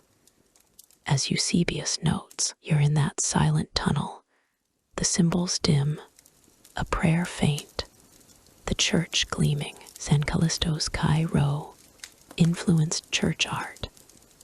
As 6th century records show, modern pilgrims visit San Gennaro, its symbols preserved. As UNESCO logs confirm, the catacomb symbols, from Rome's depths to Naples' shadows, spoke faith's heart, their echoes whispering in the earth. Now, let's turn to the catacomb guardians, where protectors stood vigil. Their watch a quiet. Catacomb guardians in the ancient catacombs, from the 1st to the 5th centuries. Guardians, deacons, lay believers, and later monks, stood vigil over the sacred tunnels beneath Rome, Naples, Syracuse, and other early Christian refuges. In catacombs like San Callisto, San Gennaro, and the catacombs of Domitilla. These protectors safeguarded tombs, relics, and worship spaces from Roman persecution, thieves, and decay. Their watch, often in lamplit darkness, was a silent vow of devotion, their presence a shield for the faithful's fragile sanctuaries. As you settle into the night's calm, picture a guardian in a narrow passage, his lamp casting faint shadows, his steps cautious, the air heavy with earth and duty. The catacomb guardians were faith's quiet sentinels, their vigil a whisper of resilience. Let's drift into their world, where protection met sacrifice, and every watch held a story. Guardians were the catacombs' steadfast defenders, their roles essential to survival. In San Callisto, 3rd century, deacons patrolled tunnels, their eyes scanning for intruders. As inscriptions note, you're there, the lamp dim, the guardian's breath steady, the air cool and tense. San Gennaro's 4th century annals describe lay believers guarding martyr tombs, their presence deterring looters. As local records show, by the 5th century, monks from Monte Cassino maintained Syracuse's catacombs of Santa Lucia, their vigil preserving sacred spaces. As Sicilian chronicles confirm, these guardians, often risking their lives, upheld the catacomb's sanctity, their work a quiet offering, as Eusebius' ecclesiastical history suggests. Their duties were perilous and varied. San Sebastiano guardians guided worshippers through mazes, their paths memorized to evade Roman patrols. As 3rd century martyr acts note, you're there, the guardian's torch steady, a believer following, the air thick with trust. Some hid relics, a 4th century Priscilla find revealed a bone cache moved by a guardian during a raid. As excavation reports show, others repaired damage. San Callisto's 3rd century records note guardians clearing collapsed tunnels, their labor saving graves. As archaeological journals confirm, These tasks, performed in secrecy, made guardians the catacombs' shield, their silence a vow. Persecution heightened their watch. Nero's 64 AD purge forced San Callisto guardians to conceal entrances with false walls, their deception fooling soldiers. As Tacitus Annals recounts, you're there, a guardian sliding a stone shut, his heart racing, soldiers above, the 250 to see an edict, demanded constant vigilance. San Gennaro guardians patrolled at night, their lamps dim to avoid detection. As annals note, Diocletian's 303 edict brought raids. Priscilla guardians smuggled relics to hidden chambers, their paths secret. As Jerome's letters record, these dangers, faced in darkness, gave their vigil a grim urgency, their duty a costly sacrifice. Guardians protected against theft and desecration. A 3rd century San Gennaro chronicle tells of a guardian catching a thief prying a relic's niche, his shouts saving the sacred. As local records note, you're there, the tunnel tense, the thief fleeing, the air sharp with relief. Yet some failed. A 4th century Domitilla record mourns a stolen martyr's bone, its guardian blamed. As Eusebius writes, false relics posed another threat. A 3rd century Naples annals warn of fake bones planted by thieves, deceiving the faithful. These betrayals, hidden in sacred tunnels, cast a shadow over the guardian's watch, their trust fragile. Their work preserved the catacombs' sanctity. San Callisto guardians cleaned frescoes, their brushes gentle on 3rd century doves. As archaeological reports detail, you're there, the paint vivid, the guardian's hands careful, the air damp. In San Gennaro, guardians etched protective crosses above tombs, their lines precise. As 4th century inscriptions show, some hid secrets. A 3rd century Priscilla find revealed a guardian's graffito, concealing a relic's location, its meaning for the faithful alone. As journals note, these efforts, quiet but sacred, kept the catacombs alive, their spaces a testament to faith. Danger was ever present. A 3rd century San Gennaro tale tells of a guardian caught by soldiers, his lamp betraying him, his fate execution. As chronicles record, you're there, the passage dark, his tools abandoned, the air heavy with loss. Collapses were deadly. A 4th century San Callisto dig found a guardian's skeleton under rubble, his lamp crushed. As reports lament, disease struck too. A 3rd century plague killed Naples guardians, their graves unmarked.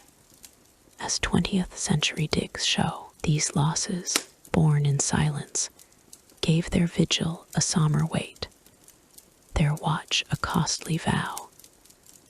The faithful depended on their protection. Pilgrims trusted San Sebastiano guardians to lead them to martyrs' tombs, their guidance vital. As 3rd century inscriptions note, you're there, the guardian steps sure, a pilgrim's prayer soft, the air warm with faith. Deacons relied on guardians to secure worship spaces. San Callisto's 3rd century altars were guarded during Eucharist. As martyr acts show, monks later upheld their legacy. 5th century Monte Cassino records note brothers patrolling catacombs, their prayers faint. These efforts, quiet but essential, bound the community, their guardians a shared strength. Mysteries cloaked their watch. A 4th century San Callisto find, uncovered in 19th century excavations, revealed a guardian's lamp with an unknown symbol, its purpose lost. As journals note, you're there, the lamp dim, the air thick with questions, the riddle unanswered. Legends, recorded by Prudentius in the 5th century, speak of guardians lost in Alexandria's catacombs, their tunnels collapsed, their fates forgotten. A 3rd century Syracuse graffito, half erased, hints at a guardian's secret duty, its meaning debated. As reports show, these enigmas, etched in stone, gave guardians' work an air of mystery, their silence enduring. As Christianity rose, guardians faded. Constantine's 313 Edict of Milan emptied catacombs, their tunnels quiet as worship moved above ground. As Eusebius notes, you're in that silent passage. The guardian's watch ended, a prayer faint, the basilica gleaming. Some catacombs, like San Callisto, became shrines, their guardians monks.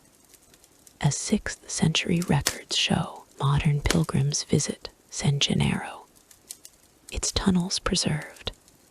As UNESCO logs confirm, the catacomb guardians, from Rome's depths to Syracuse's shadows, stood vigil over faith, their echoes whispering in the earth. Now, let's turn to the catacomb exiles, where the persecuted found refuge.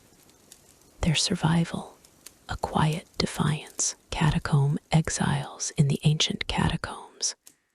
From the 1st to the 5th centuries, exiles persecuted Christians fleeing Roman wrath sought refuge in the dark tunnels beneath Rome, Naples, Paris, and other early Christian strongholds. In catacombs like San Callisto, San Gennaro, and the catacombs of Priscilla, these fugitives hid from emperors' edicts, their lives balanced between fear and faith in cramped passages and secret chambers. Their presence, often fleeting, left traces in graffiti, relics, and whispered tales.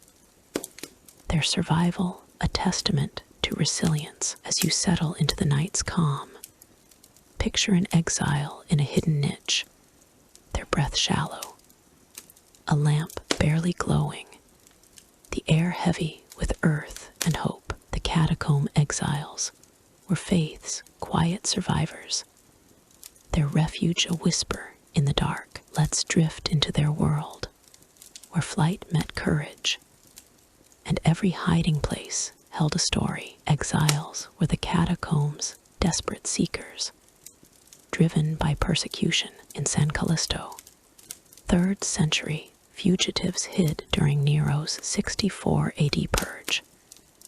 Their graffiti, Domine, Salva, etched in haste.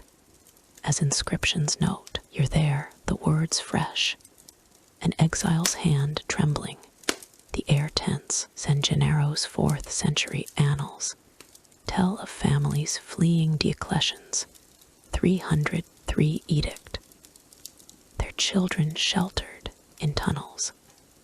As local records show, Paris' early catacombs, carved from quarries, hid exiles, their presence marked by faint crosses. As 5th century graffiti confirm, these fugitives, hunted by Rome, found solace in darkness, their faith a fragile shield. As Eusebius' ecclesiastical history recounts, their refuge was precarious, reliant on secrecy. San Sebastiano's 3rd century secret passages with false walls hid exiles from patrols. As archaeological maps reveal, you're there, the stone sliding shut, an exile's heart pounding, the air thick with dust. San Callisto's deepest chambers, sealed by fossors, sheltered fugitives, their entrances known only to deacons. As 4th century digs note, in Priscilla's Catacombs, exiles used crawl spaces, their bodies pressed against stone. As 3rd century finds show, these hiding places, carved in peril, were acts of defiance, their silence a desperate hope. Persecution defined their flight. Nero's 64 AD purge, blaming Christians for Rome's fire, drove exiles to San Callisto, their paths guided by whispers. As Tacitus' Annals suggests, you're there, an exile crouching, soldiers above, the air sharp with fear. The 250 Decian edict forced believers to hide or sacrifice. San Gennaro's tunnels hid those who refused, their names unrecorded. As annals note, Diocletian's 303 edict filled Priscilla with exiles, their survival uncertain. As Jerome's letters lament, these edicts, relentless and cruel, made the catacombs a last refuge, their darkness a fleeting sanctuary. Danger stalked their hiding places. A 3rd century San Gennaro chronicle tells of exiles betrayed by a traitor, their chamber raided, their fate execution. As local records note, you're there, the tunnel dark, their cries faint, the air heavy with loss. Collapses were deadly. A 4th century San Callisto dig found exiles' bones under rubble, a lamp nearby. As reports confirm, disease was grimmer. A 3rd century plague swept Naples, killing exiles in their hideouts, their graves unmarked. As 20th century digs show, these perils, endured in silence, gave their refuge a somber weight, their survival a costly vow. Exiles left traces of faith. A 3rd century San Callisto graffito in Cristo marked a fugitive's prayer, its letters scratched in haste. As inscriptions note, you're there, the words faint, an exile's hope enduring, the air holy. San Gennaro exiles hid relics. A 4th century find revealed a bone wrapped in cloth, left by a fugitive. As journals show, some joined worship. Priscilla's 3rd century records note exiles at Eucharist, their voices low. As martyr acts describe, these acts, quiet but sacred, wove exiles into the community, their presence a shared struggle. The faithful aided their survival. Deacons in San Sebastiano brought food to exiles, their baskets hidden under cloaks. As 3rd century martyr acts note, you're there, the deacon's steps soft, an exile's hunger eased, the air warm with trust. Guides led exiles through San Callisto's mazes, their paths memorized. As inscriptions show, monks later honored their memory. 5th century Monte Cassino records note brothers praying for lost exiles, their chants faint. These efforts, humble but vital, made exiles part of the catacombs' heart, their refuge a shared hope. Mysteries surrounded their lives. A 4th century San Callisto niche found in 19th century excavations, held an exile's unmarked lamp with a cryptic cross, its story lost. As journals note, you're there, the lamp still, the air thick with questions, the riddle unanswered. Legends, recorded by Prudentius in the 5th century, speak of exiles vanished in Alexandria's catacombs, their fates unknown, their tunnels collapsed. A 3rd century Naples graffito, fuge and pace, hints at a fugitive's escape, its meaning debated, as reports show. These enigmas, etched in stone, gave exiles' lives an air of mystery, their silence enduring. As Christianity rose, exiles emerged. Constantine's 313 Edict of Milan freed worship, emptying catacombs of fugitives. As Eusebius notes, you're in that silent tunnel, the hiding place bare, a prayer faint, the basilica gleaming. Some catacombs, like San Callisto, became shrines, their exile stories preserved in church lore. As 6th century records show, modern pilgrims visit San Gennaro, its tunnels intact. As UNESCO logs confirm, the catacomb exiles from Rome's depths to Naples' shadows survived in faith's darkness, their echoes whispering in the earth. Now, let's turn to the catacomb endings, where tunnels fell silent, their legacy a quiet eternity. Catacomb endings in the ancient catacombs, from the 1st to the 5th centuries. The tunnels beneath Rome, Naples, Syracuse, and other early Christian refuges gradually fell silent, their sacred purpose fading as Christianity rose. In catacombs like San Callisto, San Gennaro, and the catacombs of Domitilla, the once vibrant spaces of worship, burial, and refuge were abandoned, their relics moved, their entrances sealed, their stories left to the earth. This quiet decline, driven by Constantine's 313 Edict of Milan and shifting faith, marked the end of an era, yet left a legacy etched in stone. As you settle into the night's calm, picture a deserted tunnel, a lamp's glow faded, a final prayer lingering, the air heavy with earth and eternity. The catacomb endings were faith's silent close, their legacy a whisper in the dark. Let's drift into their world, where purpose met closure, and every silence held a story.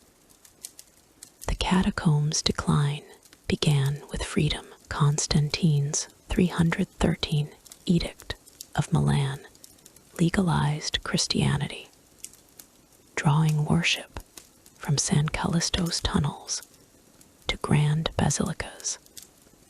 As Eusebius' ecclesiastical history records, you're there, the altar bare, a Christian's chant faint, the air still. San Gennaro's 4th century worship spaces, once alive with Eucharist, emptied as churches rose, their relics moved. As annals note, Syracuse's catacombs of Santa Lucia saw pilgrims dwindle, their lamps left unlit. As 5th century Sicilian chronicles show, this shift, born of safety, left the catacombs quiet, their sacred role no longer needed, their tunnels a relic of persecution's end. Relics were the first to leave. In San Callisto, 4th century, deacons moved St. Agnes' bones to a new basilica, her tomb left empty.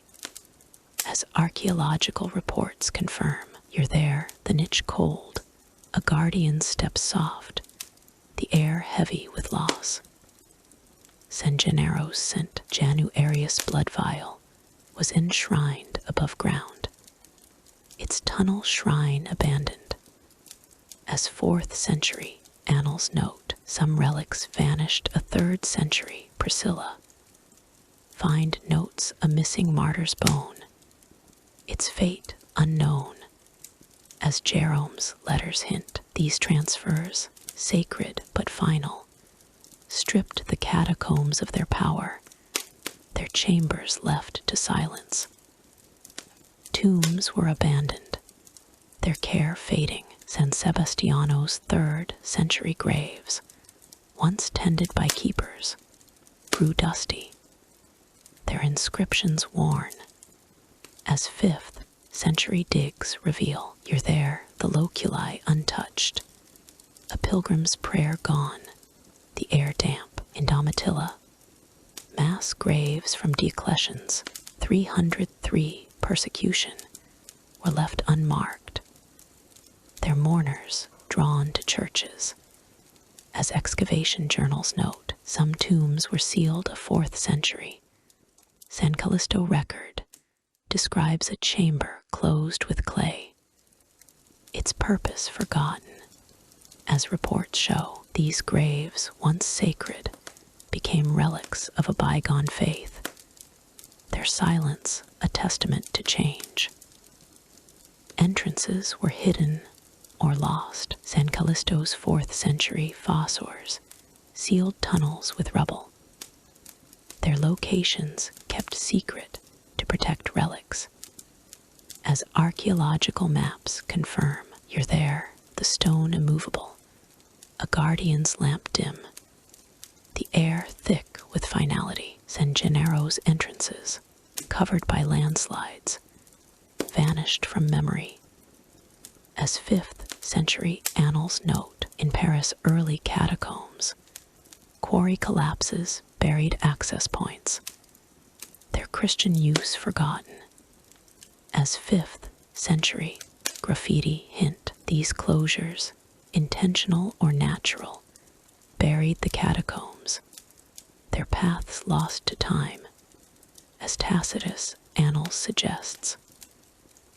Some catacombs became shrines, their endings softer. San Callisto's 5th century tunnels, spared for veneration, hosted sparse pilgrims, their relics enshrined in churches.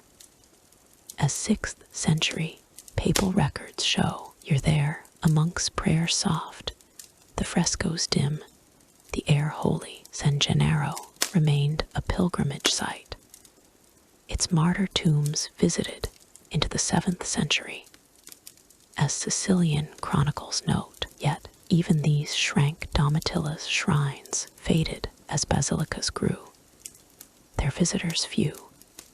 As annals lament, these spaces, once alive, became echoes of faith, their purpose a quiet memory. Persecution's end brought neglect. Nero's 64 AD terrors and Diocletian's 303 edict had filled San Callisto with exiles, but peace emptied it. As Eusebius records, you're there, the tunnel silent, a deacon's steps gone, the air still, the 250 Decian edict's fear faded, leaving Priscilla's chambers untouched, their altars bare. As 4th century inscriptions show, disease lingered a 3rd century plague's mass graves in Naples were forgotten, their markers lost.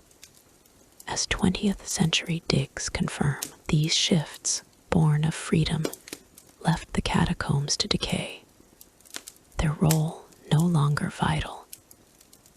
Mysteries marked their endings. A 4th century San Callisto chamber, found in 19th century excavations, was sealed with an unmarked slab, its contents lost. As journals note, you're there, the door heavy, the air thick with questions.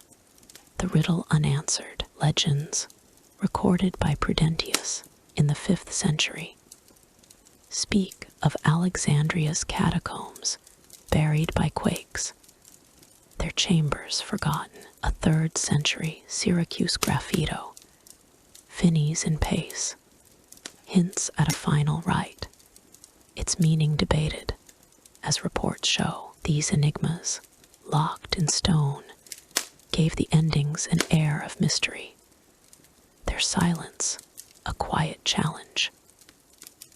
Modern rediscovery revived their legacy. San Callisto's tunnels, opened in the 19th century, revealed frescoes and graves, their faith vivid, as UNESCO logs confirm. You're there, the stones intact, a pilgrim's off fresh, the air cool. San Gennaro's catacombs, preserved as shrines, draw visitors, their relics venerated.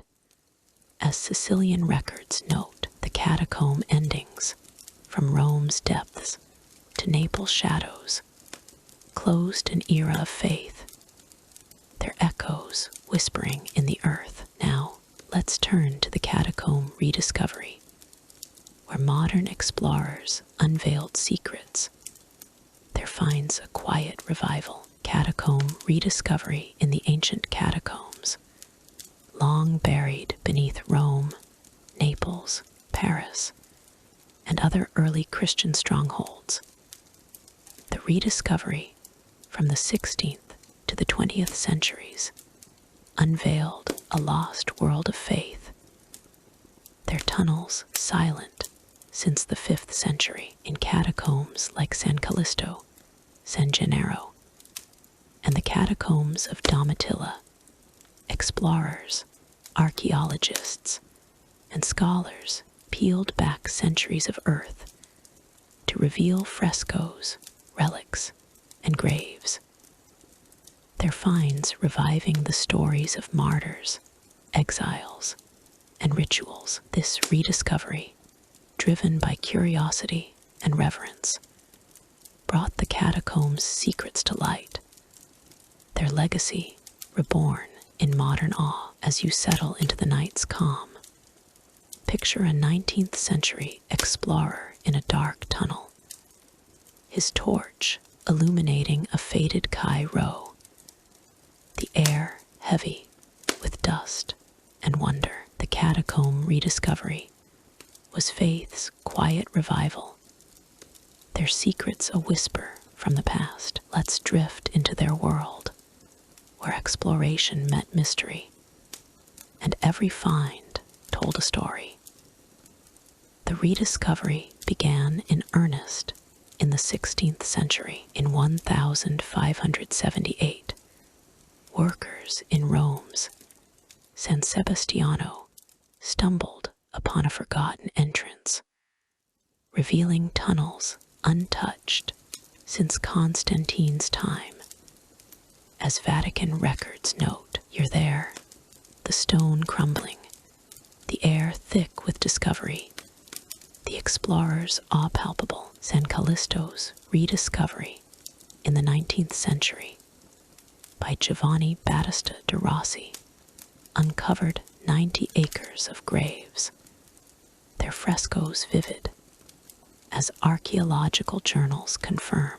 Naples' San Gennaro, partially used as a shrine, was fully mapped in the 17th century, its relics drawing scholars. As Sicilian annals show, these finds, sparked by chance or intent, rekindled the catacomb story, their faith no longer buried. Archaeologists faced daunting challenges. San Callisto's tunnels, collapsed in places, required careful excavation, their fragile tufa threatening workers. As 19th century reports note, you're there, the earth shifting, a digger's lamp dim, the air tense with risk. In San Gennaro, waterlogged passages hid relics, their recovery slow, as 18th century logs detail. Paris catacombs, buried in quarry rubble, yielded Christian graffiti only after decades of work. As 20th century finds show, these obstacles, overcome with patience, revealed the catacombs' secrets, their preservation a modern vow, as Eusebius' ecclesiastical history echoes in their study. Frescoes were among the greatest finds. San Callisto's 3rd century Good Shepherd, uncovered in 1851, stunned scholars with its vibrant colors.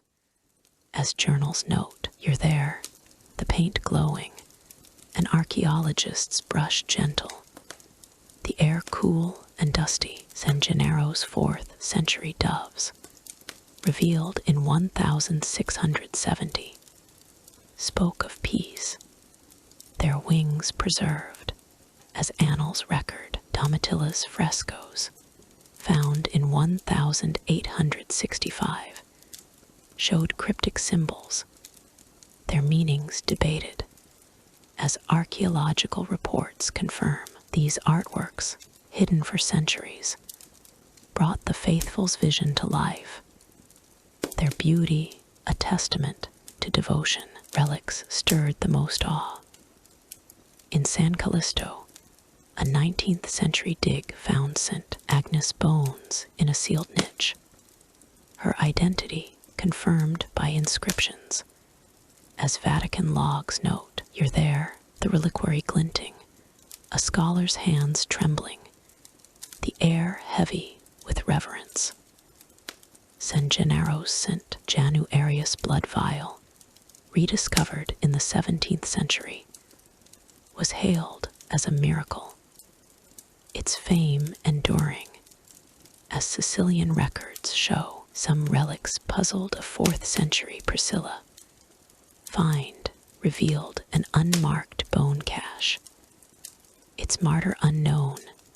As journals note, these relics, sacred yet mysterious, rekindled faith's spark, their power undimmed.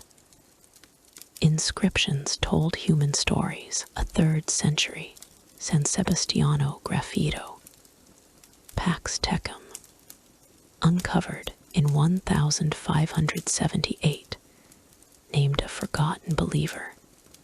As epigraphic studies show, you're there, the letters faint, a scholar's torch steady, the air warm with discovery. San Callisto's 4th century, in Cristo, marked a child's grave, its tenderness moving excavators.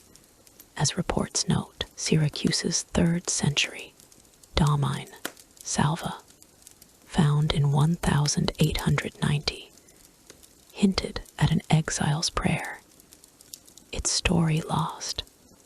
As Sicilian digs confirm, these words, carved in faith, spoke of lives long silenced, their voices revived by modern hands. Explorers faced dangers in their quest. In San Callisto, 19th century, diggers risked collapses, their tunnels unstable. As journals lament, you're there, the earth rumbling, a worker's lamp flickering, the air thick with fear. In San Gennaro, toxic air sickened excavators, their work halted. As 18th century logs note, theft was a threat. A 4th century Domitilla relic, found in 1865, was nearly stolen, its guardians vigilant. As reports show, these risks, braved for knowledge, mirrored the catacombs' ancient perils, their rediscovery a costly endeavor. The faithful embraced the finds. San Callisto's rediscovery drew pilgrims, their prayers echoing in restored tunnels. As 19th century Vatican records note, you're there, the chamber alive, a pilgrim's off fresh, the air holy San Gennaro's relics, displayed in Naples churches, inspired devotion. As UNESCO logs confirm, scholars studied Priscilla's symbols, their debates shaping Christian history. As 20th century journals show, these efforts, blending faith and science, made the catacombs a bridge to the past, their legacy a shared wonder. Mysteries persisted in the finds. A 4th century San Callisto chamber, uncovered in 1870, held a sealed vial with unknown ash, its purpose lost. As journals note, "You're there, the vial still, the air thick with questions, the riddle unanswered." Legends, echoed by Prudentius' 5th century tales, speak of Alexandria's catacombs, their rediscovery incomplete, their tunnels buried. A 3rd century Naples graffito, found in 1700, hints at a lost ritual, its meaning debated. As reports show, these enigmas, revealed in stone, gave rediscovery an air of mystery, their silence enduring. The catacombs' legacy lives on. San Callisto's tunnels, now UNESCO protected, draw thousands, their frescoes preserved. As logs confirm, "You're there, the stones intact, a visitor's steps soft, the air cool." San Gennaro's shrines remain active, their relics venerated. As Sicilian records note, the catacomb rediscovery, from Rome's depths to Naples' shadows, unveiled faith's heart, their echoes whispering in the earth. Now let's turn to the catacomb legacy, where ancient faith shapes modern reverence. Its story, a quiet eternity.